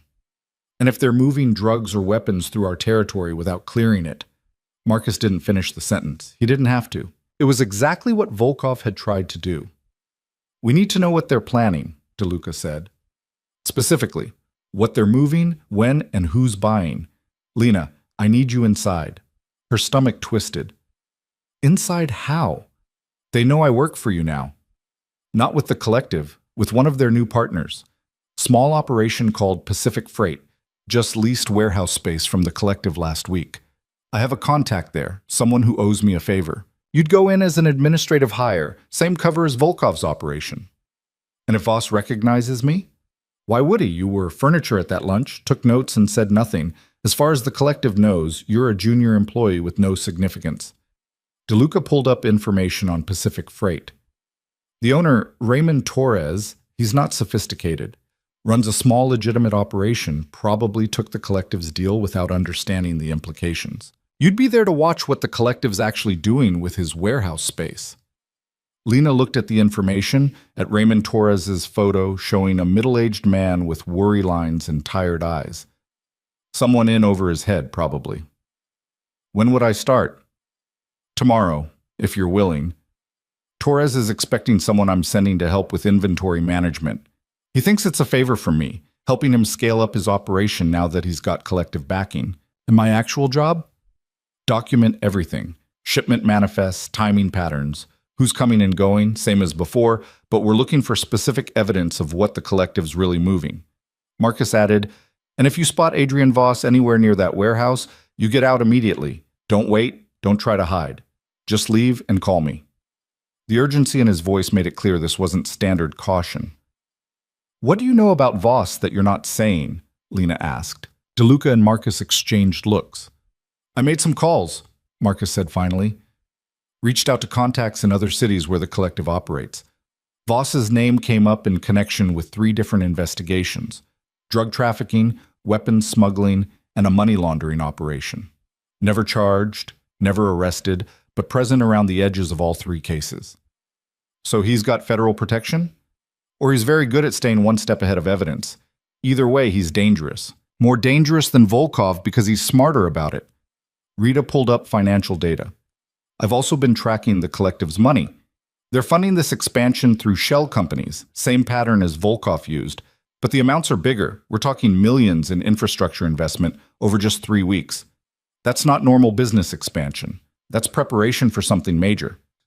Lena thought about the supply route she'd mapped, about Voss's cold smile, about contracts designed to trap people into permanent arrangements. They're not just moving drugs or weapons through Harborview, she said slowly, pieces clicking together.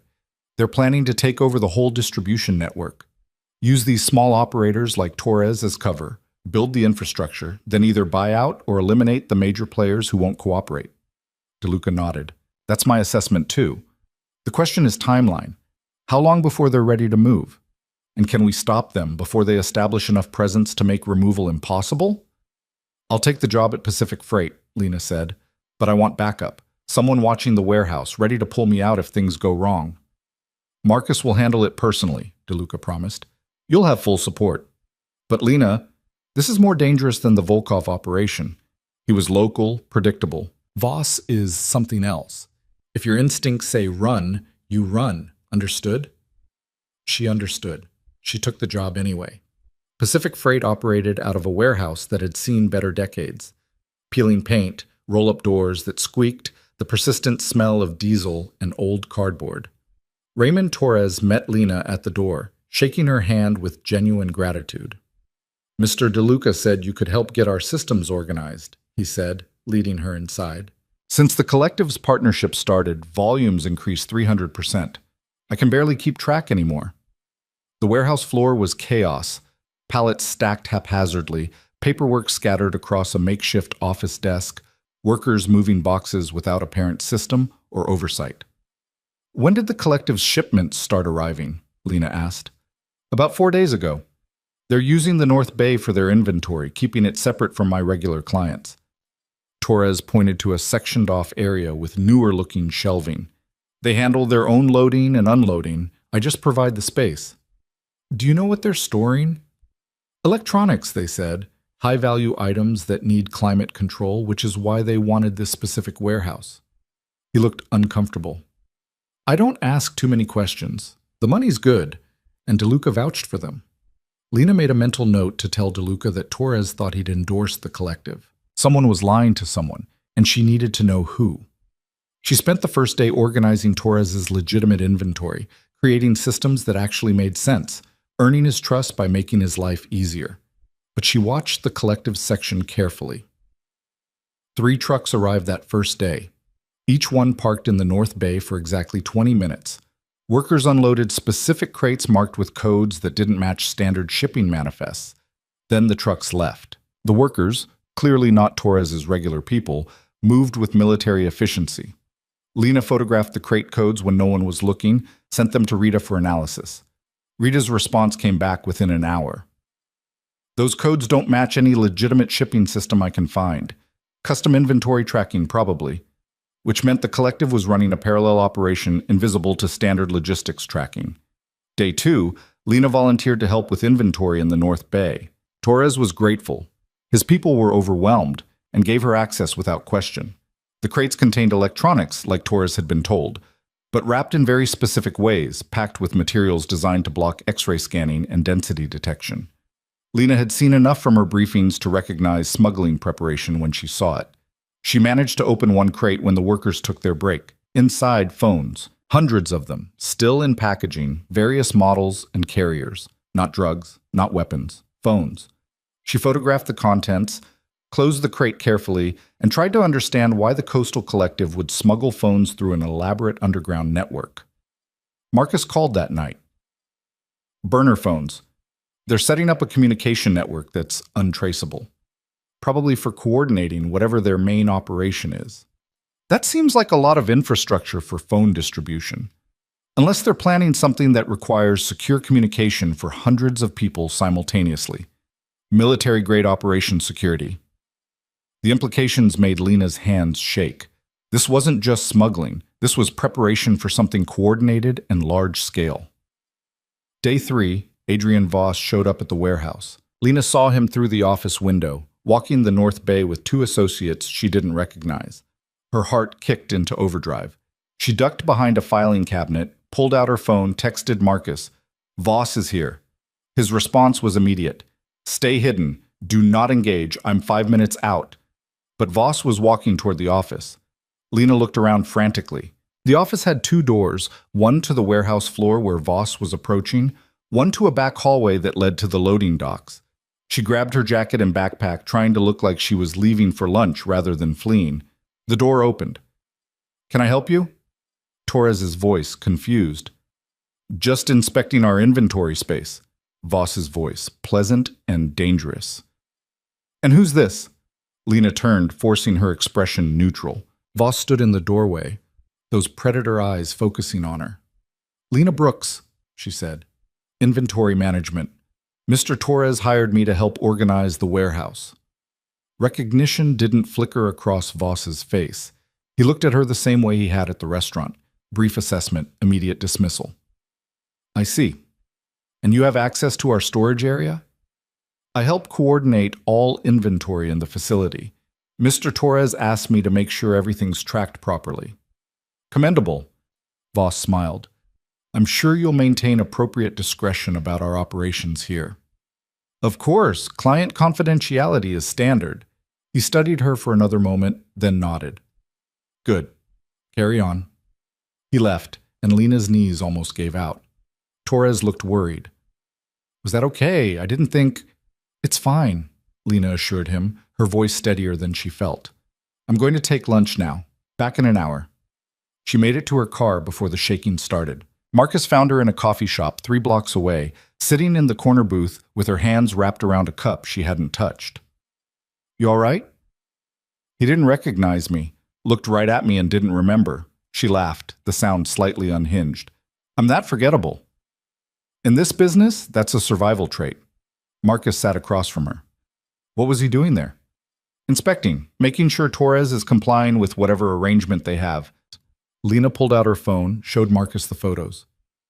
"They're moving burner phones, hundreds of them." Marcus studied the images, his expression growing darker. "This is bigger than we thought. You need to pull out." "I can get more. Figure out what they're planning."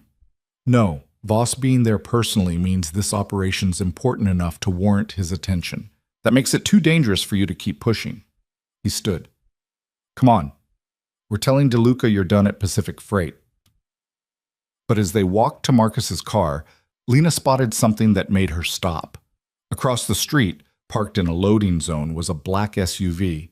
2 men inside, watching the warehouse. They weren't collective people. Lena had memorized those faces. They weren't local operators. They were something else. "Marcus," she said quietly, "we're being watched." He followed her gaze, tensed. "Federal." "How do you know?" "Haircuts, the way they're sitting, that's FBI surveillance posture." He guided Lena to his car, not rushing, but not dawdling. "Which means the feds are already investigating the collective. Which means we need to get very far away from this operation before we accidentally become part of their case." They drove back to DeLuca's office in tense silence, and Lena couldn't shake the feeling that they'd just barely avoided stepping into something much worse than they'd realized. DeLuca listened to their report with the focus of someone calculating risks and outcomes. Federal investigation, he said when they finished. That changes everything. How? Lena asked. Because if the FBI is watching the collective and you're working inside a collective operation, you become a person of interest. They'll start investigating you, which leads them to me, which creates exactly the kind of attention I've spent years avoiding. He stood, walked to the windows overlooking the harbor. We pull back entirely. Let the feds handle Voss and the collective. What about Torres? Lena asked. He's not criminal, just desperate. When the feds raid that warehouse, he'll get caught up in it. That's unfortunate, but not our problem. We could warn him. DeLuca turned. And if he warns the collective, who realizes someone inside their operation is feeding information to their competitors? Who do they suspect? You. Then Voss starts asking questions, connects you back to me, and we're in the middle of a federal investigation and a war with the collective simultaneously. He was right. Lena knew he was right, but thinking about Torres, a man just trying to keep his business alive, getting arrested because he'd trusted the wrong people made her feel sick. There has to be something we can do, she said. There isn't. Not without unacceptable risk. DeLuca's voice was final. You're done at Pacific Freight. Tomorrow you call Torres, tell him you got a better offer, apologize for the short notice. Then you disappear from anything connected to the collective, understood? Lena nodded, but she didn't feel good about it. That night, alone in her apartment, she stared at the photos on her phone. The burner phones, the crate codes, the military-efficient workers. Evidence of something significant that she didn't fully understand. She thought about calling Torres anyway, warning him. But DeLuca was right about the risk. One wrong move and she'd expose herself, expose DeLuca's entire organization. So she did nothing, and hated herself a little for it. The call from Torres came 3 days later, and Lena almost didn't answer. She'd been avoiding her phone, avoiding the guilt that came with knowing she'd walked away from someone who'd trusted her. But the ringing persisted, and finally she picked up. Lena? Torres's voice was frantic, breathless. I need help. The feds are here. They're tearing apart the warehouse. They're saying I'm part of some smuggling operation. I didn't know. Mr. Torres, you need to call a lawyer. Don't say anything to them without... I already talked to them. I told them everything. About the collective, about the phones, about... He stopped. I told them about you. Lena's stomach turned to ice. What did you tell them about me? That DeLuca sent you to help me. That you were organizing inventory. They asked if you had access to the collective storage area, and I said, yes, I'm sorry. I didn't think... It's okay, Lena said, her mind racing. It's okay. Just get a lawyer. Don't say anything else. She hung up and immediately called Marcus. We have a problem. 20 minutes later, she was in DeLuca's office with Marcus and Rita, all of them looking at her like she'd just announced incoming artillery. The FBI knows you were inside Pacific Freight, DeLuca said, his voice carefully controlled. They know you had access to the collective's operation. They're going to want to talk to you. What do I tell them? The truth. Mostly. He pulled up notes on his tablet. You were hired by Torres to help with inventory management. You noticed unusual activity from the collective's shipments, but didn't understand what it meant. You're a civilian employee with no knowledge of illegal operations. They won't believe that. They don't have to believe it. They just need to not have evidence to the contrary. DeLuca's expression was serious. This is important, Lena. The FBI is investigating the collective, not us. As long as you don't give them reason to expand their investigation, we stay clean. But if you mention working for me, if you connect any dots between my organization and your presence at Pacific Freight, I become a federal witness and you become a target, Lena finished. Exactly. Marcus added, they'll probably offer you immunity in exchange for cooperation. Don't take it. Tell them you want a lawyer present for any further conversations, then call the number Rita's about to give you. Rita handed Lena a business card. Criminal defense attorney, one of the best in the city. She knows how to handle federal investigators. Let her do the talking. The FBI showed up at Lena's apartment the next morning. 2 agents, a woman in her 40s with short gray hair and a younger man who looked like he'd just graduated from the academy. They were polite, professional, and absolutely certain they had leverage. Miss Brooks, I'm Agent Sarah Brennan. This is Agent Michael Torres. No relation to Raymond Torres, coincidentally. We'd like to ask you some questions about your employment at Pacific Freight. Lena let them in because refusing would look suspicious, but she kept the door open and stayed standing. "I'm happy to cooperate," she said, "but I'd prefer to have my attorney present for any formal questioning." Agent Brennan smiled. "This isn't formal. We're just gathering information about a case we're building. You're not under investigation." "Then you won't mind if I have representation anyway." The smile didn't waver. "Of course, but I should mention that we're offering immunity to individuals who provide useful information about the Coastal Collective's operations. That offer has a limited window." "I appreciate that. My attorney will be in touch to schedule a time." They left, but Lena saw how Brennan's expression shifted on the way out. She'd been categorized, not as a cooperative witness, but as someone with something to hide. The attorney, Margaret Chen, was everything Rita had promised: sharp, experienced, and completely unimpressed by federal pressure tactics. "They have nothing on you," she said during their first meeting. "You worked at Pacific Freight for 3 days, organized inventory, and left for a better opportunity. That's not a crime. They want you to give them information about DeLuca, which you won't do because you don't work for him in any capacity they can prove." "I do work for him as a legitimate business consultant, which is exactly what your employment records show, what your tax filings will reflect, and what you'll testify to if it ever comes to that." Margaret leaned forward. "Here's what's going to happen. The FBI will keep pushing, looking for leverage. They might imply you're in danger, that cooperating is your only option. They might suggest DeLuca is using you. Ignore all of it. Stay calm. Answer only the questions I approve, and let me handle everything else." The formal interview happened a week later at the FBI field office downtown. Lena sat in a windowless room with Margaret beside her, facing agents Brennan and Torres across a metal table. "Let's start simple," Brennan said, sliding a photo across the table. "Do you recognize this man?" Adrian Voss, caught on surveillance camera outside Pacific Freight. "I saw him once at the warehouse," Lena said. "He was inspecting the collective's inventory area." "Did you speak with him?" "Briefly. He asked who I was. I told him I was helping Mr. Torres with organization. That was it." "And you didn't think it was strange that someone was inspecting a warehouse operation?" "I thought he was a client representative. I'd worked in shipping before. That's normal." Brennan pulled out more photos. The crates, the burner phones, shipping manifests with the codes Lena had documented. "Did you see these items during your employment?" Margaret touched Lena's arm lightly. "Answer carefully." "I saw crates in the collective storage area. Mr. Torres told me they contained electronics. I didn't open them or examine the contents." "But you did take photographs." Brennan produced printouts of the photos from Lena's phone, the ones she'd sent to Rita. Lena's heart stopped. How did they have those? Margaret's expression didn't change. "What's the source of these images?" "They were uploaded to a cloud service from Miss Brooks's phone number." "Do you have a warrant for my client's phone records?"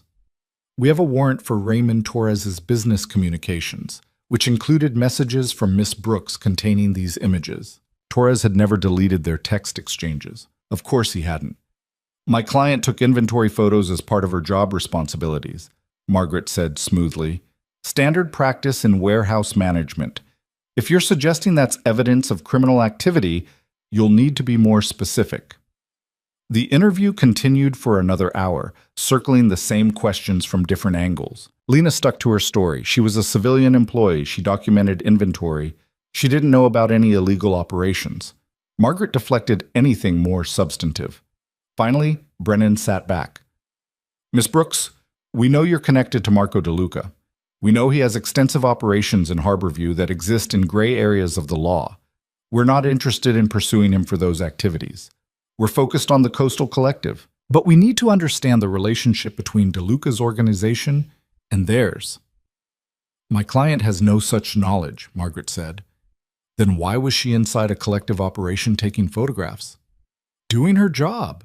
If the FBI wants to build a case against the collective, I suggest investigating the collective rather than harassing civilian employees of legitimate shipping companies." Brennan's jaw tightened. "We're offering immunity, Miss Brooks. Full protection in exchange for testimony about what you saw and who sent you to Pacific Freight. This is your one chance." Lena looked at Margaret, who gave the smallest headshake. "I appreciate the offer," Lena said, "but I don't have information worth immunity. I worked at a warehouse for 3 days. That's all. The meeting ended there, and Margaret walked Lena out with a hand on her shoulder that was probably meant to be reassuring but felt like being steered away from a cliff edge. They'll keep trying, Margaret said outside the federal building. But they don't have enough to compel testimony, and as long as you stick to your story, they never will. DeLuca chose well when he brought you in. You're good under pressure. Lena wasn't sure if that was a compliment or an indictment of how much her life had changed. That night, back in DeLuca's office, the mood was tense. The FBI has your photos, Marcus said, stating the obvious, which means they know you were documenting the collective's operation, which means they'll keep digging until they understand why. Margaret says they can't prove anything beyond me doing my job. Margaret's good, but federal investigators are patient. They'll build their case piece by piece. DeLuca stood at his window, looking out at the harbor. The question is what the collective does when they find out the FBI has detailed photographic evidence from inside their operation. Rita looked up from her laptop. They'll assume someone inside Pacific Freight was cooperating with the feds. They'll review who had access, and Lena's name will come up. But I wasn't cooperating with the feds. Lena stopped. She'd been spying for DeLuca, which was arguably worse from the collective's perspective. Exactly, DeLuca said. Which means Adrian Voss is going to start asking questions about you. And eventually, probably soon, he's going to connect you to me. The implications settled over the room like smoke. So what do we do? Lena asked. We have two options. One, you disappear. New city, new identity, courtesy of my resources. You'd be safe, but you'd be gone. And option two? DeLuca turned from the window. We finish this. We give the FBI what they need to take down the collective completely, but we do it in a way that keeps you and my organization out of the crossfire. How? By being smarter than Voss. DeLuca pulled up information on his tablet, shipping manifests, financial records, surveillance photos. The FBI is investigating the burner phones, but that's not the collective's real operation. It's infrastructure for something bigger. We figure out what that is, we hand it to the feds with a bow, and they arrest everyone involved before the collective realizes we were involved. Marcus frowned. That requires getting back inside their operation, after Lena's already been flagged. Not Lena, me. DeLuca's expression was calm, certain. The collective approached me for partnership. I declined, but I could reconsider. Tell them I've thought about their offer, that I'm interested in discussing terms.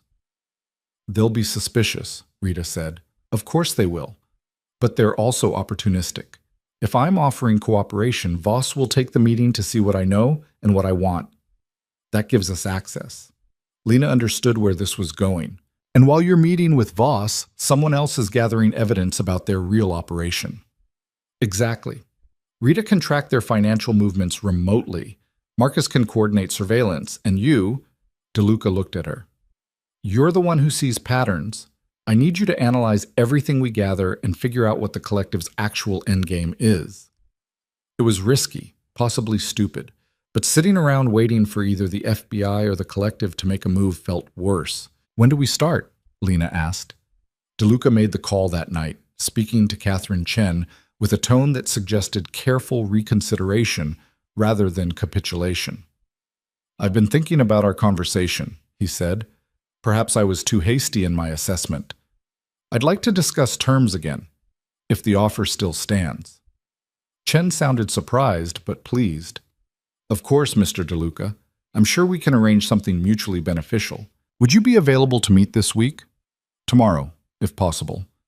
I prefer to move quickly once I've made a decision. They scheduled a meeting for the next afternoon at the same restaurant.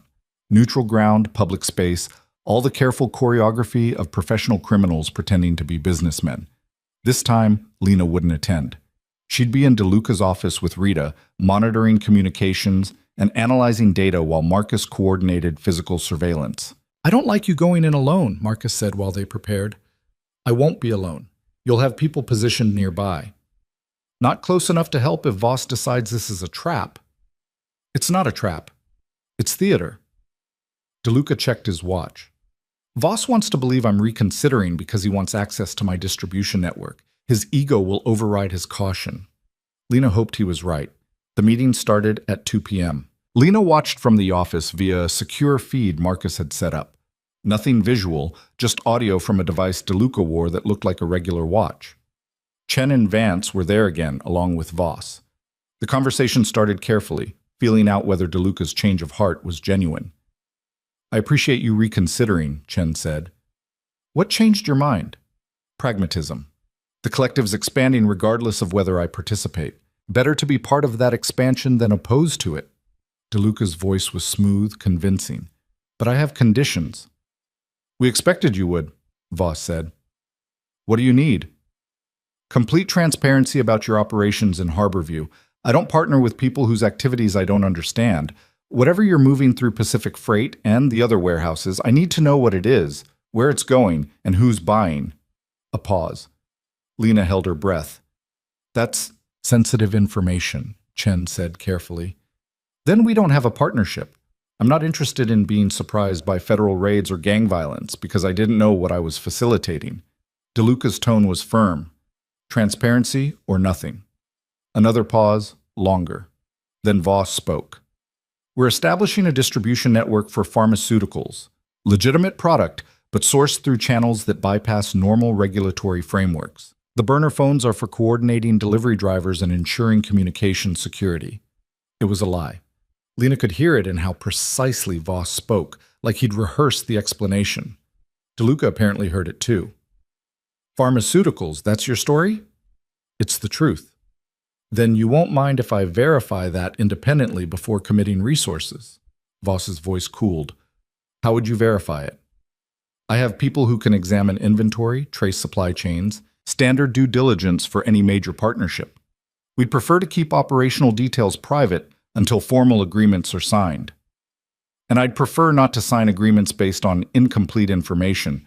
We seem to have reached an impasse." The conversation continued, circling around the same fundamental disagreement. Voss wouldn't provide real transparency. DeLuca wouldn't commit without it. After 30 minutes, they agreed to table the discussion and reconvene after both sides had considered their positions, which meant nothing had been resolved, but DeLuca had made his point. Back at the office, he looked frustrated. He's not going to give up what they're really doing. Too smart for that. "But we learned something," Rita said, pulling up financial data. "While you were in that meeting, I traced payment flows from the collective's shell companies. They're not buying pharmaceuticals. They're buying precursor chemicals, the kind used to manufacture synthetic drugs in bulk." Lena felt pieces clicking together.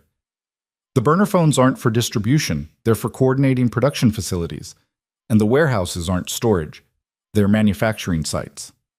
"Exactly," Rita continued. "The collective's not moving drugs through Harborview. They're making them here using local infrastructure, then distributing nationwide. That's why they needed partnership with operators like Torres. They're building a manufacturing network." Marcus swore. "If they're running meth labs or fentanyl production out of those warehouses and the FBI raids them, Torres and every other small operator who partnered with them gets arrested for drug manufacturing. The collective's leadership claims they were legitimate investors who had no knowledge of illegal activities, and they walk away clean while everyone else burns." DeLuca's expression was cold. Voss set it up perfectly. Use desperate operators as fronts, establish production, then disappear when enforcement comes. He's done this before, in the other cities. That's why he's never been charged. He's never directly connected to the operations when they collapse. "So what do we do?" Lena asked. "We prove the connection. Show that Voss and the collective leadership knew exactly what they were setting up.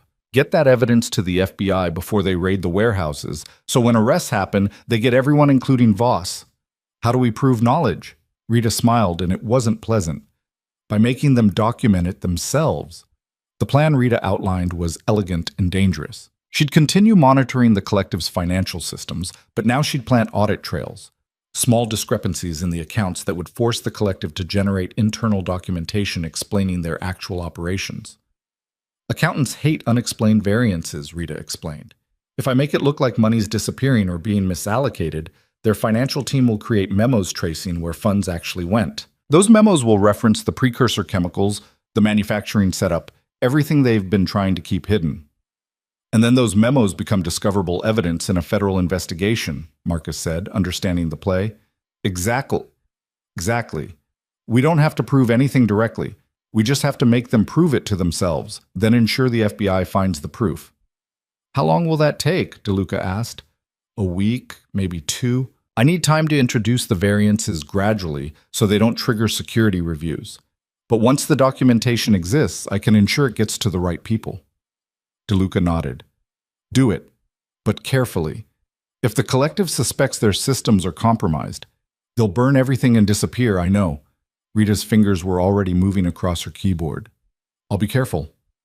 The waiting was worse than the action, like always. Lena spent the next 10 days analyzing everything they had on the collective, building profiles of their key people, mapping connections that might prove useful. She couldn't shake the feeling that they were running out of time. On day 8, Marcus got a call from one of his surveillance people. There's unusual activity at Pacific Freight. Multiple vehicles, people moving equipment out. Looks like they're shutting down the operation. They're spooked, DeLuca said when Marcus reported it. Something made them nervous. Rita checked her systems. The financial variances I planted, they noticed them faster than expected. There's internal communication about a possible security breach. How long before they trace it to you? I covered my tracks, but if they bring in serious forensic analysts, maybe 48 hours. Less if they're motivated. DeLuca made a decision. We move now. Rita, compile everything you have and send it to the FBI anonymously. Include the financial records, the chemical purchases, the property leases, everything that connects Voss to the manufacturing operations. That exposes our involvement, Marcus said. Only if the FBI looks closely enough to trace the source, and they won't. They'll be too focused on the evidence itself. DeLuca turned to Lena. I need you to make one more call. To Agent Brennan. Lena's stomach dropped. And tell her what? That you've been thinking about her immunity offer. That you might have information about the collective's operations in exchange for protection. She'll meet with you, and during that meeting, an anonymous package containing Rita's evidence will be delivered to the FBI field office. By the time your meeting ends, they'll be mobilizing to raid every collective property in the city. Won't Brennan suspect I'm the source of the package? She'll suspect, but she won't care. Federal prosecutors want convictions, not credit. As long as the evidence is solid, they'll move on it. It was the closest thing to a clean exit they had. Lena made the call. Agent Brennan sounded pleased but cautious when Lena said she was reconsidering cooperation. They scheduled a meeting for the next morning, same federal building, same windowless interview room. This time, Margaret wasn't present. This time, Lena was there to perform. I've been thinking about your offer, she told Brennan, about immunity and protection. I might have information that's useful. What kind of information? About what the collective's really doing. It's not just smuggling phones. Lena paused, letting uncertainty show. But I need guarantees. If I give you this, I need to know I'm safe. That depends on what you give us. Manufacturing. They're setting up drug production facilities in the warehouses they've leased.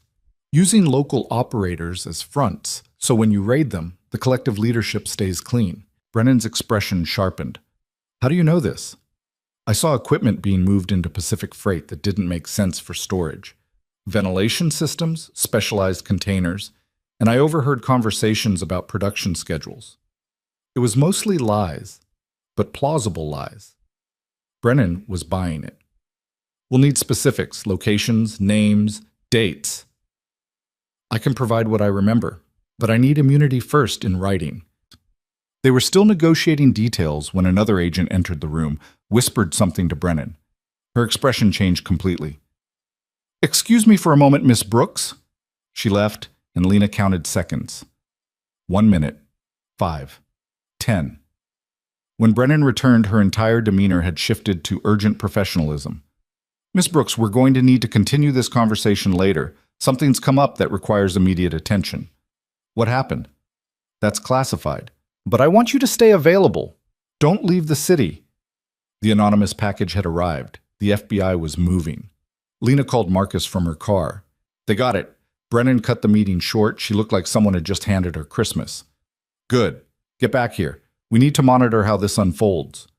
The raids happened that afternoon, coordinated across 6 locations simultaneously. Lena watched news coverage with DeLuca, Marcus, and Rita as federal agents swarmed warehouses, arrested workers, seized equipment, and chemicals. Pacific Freight was one of the targets. Torres was led out in handcuffs, looking bewildered and terrified. "He didn't know," Lena said quietly. "He was just trying to save his business." "And he made a deal with criminals without understanding the consequences," DeLuca replied. "That's not your fault." But it felt like it was. Lena had walked away from Torres, had let him stumble into federal charges rather than risk exposing herself. That was the cost of survival in this world, other people's destruction. The news coverage continued through the evening. 23 arrests, including several collective employees, massive drug manufacturing operation dismantled, federal prosecutors calling it one of the largest synthetic drug busts in the region.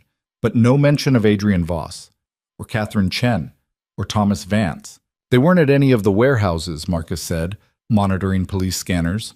"They're not in custody." Rita pulled up airline records. "Private flight left Harborview Airport 3 hours ago. Destination unknown, but it filed a flight plan for Mexico City." DeLuca's jaw tightened. Voss knew. Somehow he knew the raids were coming and got out ahead of them. "How?" Lena asked. "We were careful." Rita covered her tracks. "We were careful with the FBI. But maybe Voss has his own sources inside federal law enforcement, or maybe he's just paranoid enough to have contingency plans for exactly this scenario." DeLuca turned off the news. "Either way, he's gone." "The operation's shut down, though," Marcus pointed out. "The warehouses are seized, the workers arrested. Even if Voss escaped, the collective's finished in Harborview. For now. But men like Voss don't stop. They regroup, find new territory, build again." DeLuca looked at Lena. "Which means this isn't over. He'll remember that someone fed intelligence to the FBI. Eventually, he'll start investigating who, and that trail could lead back to us." The implication was clear. Lena had made an enemy, one with resources and patience. "So what do I do?" she asked. "You stay alert. You continue working for me, getting better at this, until you're skilled enough that Voss coming after you is his problem, not yours." DeLuca's expression softened fractionally. "You've proven yourself, Lena. You see things others miss, you stay calm under pressure, and you make hard choices when necessary. Those are rare qualities, but they also make you a target." It wasn't encouraging, but it was honest. The FBI called 2 days later. Agent Brennan wanted another meeting, this time with formal immunity paperwork ready for Lena to sign in exchange for testimony about the collective's operations. Margaret Chen advised against it. "You give testimony, you become part of their case. That means depositions, possible trial appearances, your name in federal documents. It exposes you. But if I refuse, they'll be suspicious. They're already suspicious. The question is whether you want to formalize that suspicion into documented cooperation." Margaret tapped her pen against her notepad. "My advice? Decline the immunity. Tell them you've reconsidered, that you're not comfortable being involved in a federal case. They'll be annoyed, but they can't compel testimony you haven't agreed to provide." Lena followed the advice. Brennan was, as predicted, annoyed. "You came to us, Miss Brooks. You said you wanted immunity." "I was scared.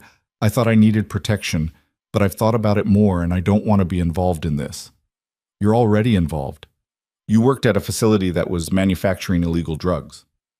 "For 3 days, as an inventory clerk. I didn't know what was happening." "Then testifying shouldn't be a problem." "It's a problem because I don't want to spend the next year dealing with lawyers and trials and having my name associated with a drug trafficking case. I'm sorry, Agent Brennan. I can't help you." The agent's expression suggested she thought Lena was making a mistake, but there was nothing she could legally do about it. The interview ended there, and Lena walked out feeling like she'd just barely avoided stepping into quicksand. 3 weeks later, the federal case against the collective's arrested members moved forward without her testimony. Prosecutors had enough evidence from the seized warehouses, from financial records, from workers who'd agreed to cooperate. 23 arrests became 19 convictions, including several mid-level collective operatives. But still no Adrian Voss. Lena tried to move on. She worked for DeLuca, attending meetings and analyzing patterns, getting better at reading people and situations. She saw Margaret Chen's therapist, who helped her process the accumulated stress of living in constant low-level danger. She started sleeping better, eating regularly, feeling almost normal, but she never stopped looking over her shoulder. 2 months after the raids, Marcus pulled her aside after a routine meeting. We have a problem. One of my sources says someone's been asking questions about you, specifically asking who you worked for before Pacific Freight. Lena's chest tightened. Voss? Probably. Could be someone else, but the timing fits. Whoever it is, they're being careful, using intermediaries, not leaving obvious trails, but they're definitely looking. What do I do? Marcus considered. You have options. DeLuca can provide more security, upgrade your apartment's protection, or you can go proactive, try to identify who's investigating and why. How would I do that? By being bait. Let them find you, then follow them back to whoever's asking questions. It was risky and possibly stupid, but Lena was tired of waiting for threats to materialize. Set it up, she said. The plan Marcus designed was simple. Lena would resume her old patterns, going to places she used to frequent, taking predictable routes, making herself visible in ways she'd been avoiding. Meanwhile, Marcus's people would watch for surveillance, for anyone taking unusual interest. It took 4 days. Lena was having coffee at a shop near her old apartment when Marcus texted, "You have a tail. White sedan, 2 occupants. Stay where you are." She forced herself to keep reading her book, to not look around, to be oblivious. Her heart hammered against her ribs. 20 minutes later, Marcus slid into the chair across from her. "They're still watching. I've got people on them, but I need you to move. Walk to your car. Drive your normal route home. Let's see where they go." Lena did exactly that, her hand steady on the wheel despite the fear coursing through her. The white sedan followed at a careful distance. Marcus's team followed the sedan. At her apartment, Lena went inside and waited. An hour later, Marcus called. "They didn't follow you into the building, just confirmed your address and left. My people stayed on them." "And? They went to a hotel downtown, nice place. I've got eyes on the room they checked into." "Whose room is it?" "That's the interesting part. It's registered to a shell company out of Delaware.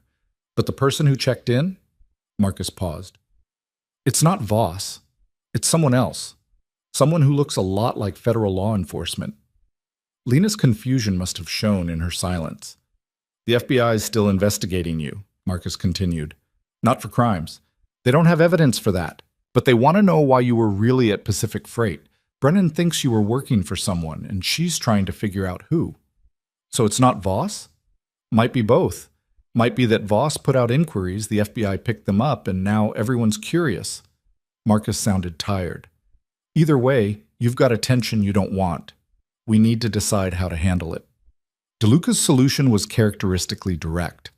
"We give them something else to focus on. A story that explains your presence at Pacific Freight without connecting you to me." "What kind of story?" "The truth, mostly.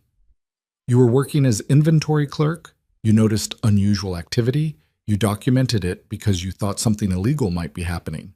When you realized the scale of it, you got scared and left. Later, when the FBI came asking questions, you were too frightened to cooperate fully. It's a reasonable narrative, except it doesn't explain why I took photos and sent them to Rita. It does if you were sending them to yourself, making your own insurance in case the collective came after you for noticing too much." DeLuca pulled up a fabricated email trail Rita had created. "These show you emailing the photos to a personal account, not to anyone else. The FBI can verify the account exists, confirm it's yours, and conclude you were protecting yourself rather than working for a competitor. Will they believe it? They'll have doubts. But doubts aren't evidence. As long as your story is consistent and there's no proof to the contrary, they'll eventually move on to more productive investigations." It meant more interviews, more careful lies, more living with the stress of federal scrutiny. But it was better than the alternatives. Lena met with Agent Brennan one final time, with Margaret present and the fabricated evidence ready. "I want to clarify some things," Lena said, "about Pacific Freight and why I took those photos." She walked through the story DeLuca had crafted. Brennan listened with obvious skepticism, but when Margaret presented the email evidence, the agent's expression shifted. "You were creating documentation to protect yourself," Brennan said slowly. "I was scared. I thought if the collective realized I'd noticed their operation, I might need proof that I'd tried to report it. But you didn't report it. I didn't know who to trust. For all I knew, they had connections in law enforcement. It was exactly paranoid enough to be believable." Brennan asked more questions, probed for inconsistencies, but Lena's story held. Finally, the agent sat back. All right, Miss Brooks, I think we're done here. But let me give you some advice. If you find yourself in a situation like this again, come to us immediately. Trying to handle it yourself just makes everything more complicated. I understand. Thank you. Walking out of the federal building, Lena felt something release in her chest. Not relief exactly. She knew Brennan would keep watching, waiting for her to make a mistake. But the immediate pressure was gone. You did well, Margaret said. They'll close this angle of their investigation. You're clear. Clear felt like an overstatement, but Lena would take it. Back at her apartment that night, alone with a glass of wine she barely touched, Lena thought about the past 3 months. She'd gone from invisible waitress to corporate spy to federal person of interest to something else entirely. Someone who understood how power moved in the shadows, who could read deception and navigate danger. Someone who couldn't go back to serving coffee and pretending the world was simple. Her phone buzzed. DeLuca. Good work today. Take tomorrow off. You've earned it. She smiled despite everything. 3 months ago, a text from her boss would have meant nothing. Now it felt like validation from someone whose opinion actually mattered. The next morning, Lena walked into Sal's diner for the first time since leaving. The place looked exactly the same. Flickering lights, cracked vinyl, the smell of burnt coffee. Deborah was working the counter, and her face lit up when she saw Lena. Oh my God, I thought you disappeared. Where have you been? New job, better pay. Lena slid onto a bar stool. How's everything here? Same as always. Boring, but boring's good, right? Deborah poured coffee without asking. You look different, like more, I don't know, put together? Lena glanced at her reflection in the diner's window. Deborah was right. She stood differently now, carried herself with a confidence that hadn't existed 3 months ago. I guess things changed, she said. They talked for a while, catching up on diner gossip that felt like news from another planet. When Lena finally left, Deborah called after her. You should come back more often. We miss you around here. But Lena knew she wouldn't. This place was her past, and she'd moved into something else entirely. Walking to her car, she noticed a man sitting in the window booth, 50s, nervous energy, checking his phone every 30 seconds. 2 other men entered the diner, moved toward him with the kind of purpose that made Lena's instincts scream. She recognized the pattern instantly. The nervous man was in trouble, possibly didn't even know it yet. The 2 approaching men were there to deliver a message or worse. 3 months ago, Lena would have looked away, would have told herself it wasn't her business, that getting involved only brought danger. Now she hesitated. The men were getting closer. The nervous man looked up, recognized something in their faces, and went pale. Lena made a choice. She walked back into the diner, moved directly to the nervous man's booth, and sat down across from him like they'd planned to meet. Sorry I'm late, she said loudly enough for the approaching men to hear. Traffic was terrible. The nervous man stared at her confused. The 2 men stopped, reassessing the situation. I think you have the wrong person, the nervous man said quietly. No, I don't. We had an appointment, remember? To discuss that business opportunity. Lena pulled out her phone, pretended to check something. You said noon, right? Understanding flickered across the man's face. He was quick. She'd give him that. Right. Yes. The business opportunity. I'm sorry, I forgot. The 2 men exchanged glances, then continued past the booth to the counter. They ordered coffee, but their attention stayed on Lena and the nervous man. Who are you? The man whispered. Someone who knows trouble when I see it. Those men are here for you, and whatever they want, it's not good. So we're going to sit here and have a very visible conversation for the next 10 minutes. Then you're going to leave with me and go somewhere safe. Understand? Why would you help me? Lena thought about DeLuca, about learning to see patterns and make hard choices, about understanding that small interventions could shift entire trajectories. Because someone helped me once. Now it's my turn. They talked about nothing for exactly 10 minutes. Lena made it look like a business meeting, using words she'd learned from Rita about logistics and distribution. The 2 men at the counter watched, but didn't approach. Finally, Lena stood. All right, let me walk you to your car. We can continue this discussion somewhere more private. Outside, the nervous man's hands were shaking. Those men work for someone I owe money to. A lot of money. I thought I could negotiate, but where's your car? I took a bus. I don't have. Get in mine. Lena unlocked her car, gestured for him to get in the passenger seat. I know someone who can help with debt problems. No promises, but he's fair. She drove him to DeLuca's office, called ahead to explain the situation. Marcus met them in the lobby, assessed the nervous man with professional efficiency. DeLuca will see you, Marcus said, but he'll want to know everything. Who you owe, how much, why. No lies. The nervous man nodded, disappeared into the elevator with Marcus. Lena waited in her car, wondering if she'd just made a terrible mistake or done something worthwhile. Her phone buzzed. DeLuca. Interesting choice, bringing me a stranger with debt problems. What made you think I'd help? Lena. You helped me. Thought maybe you'd extend that to someone else who needed it. DeLuca. He owes $40,000 to a loan shark who's charging criminal interest. It's manageable. I'll handle it in exchange for consulting work from him. He's a forensic accountant, which is useful. You have good instincts for finding valuable people. Lena smiled. She'd saved someone today. Maybe not in the dramatic way she'd saved DeLuca that first night, but in a way that mattered.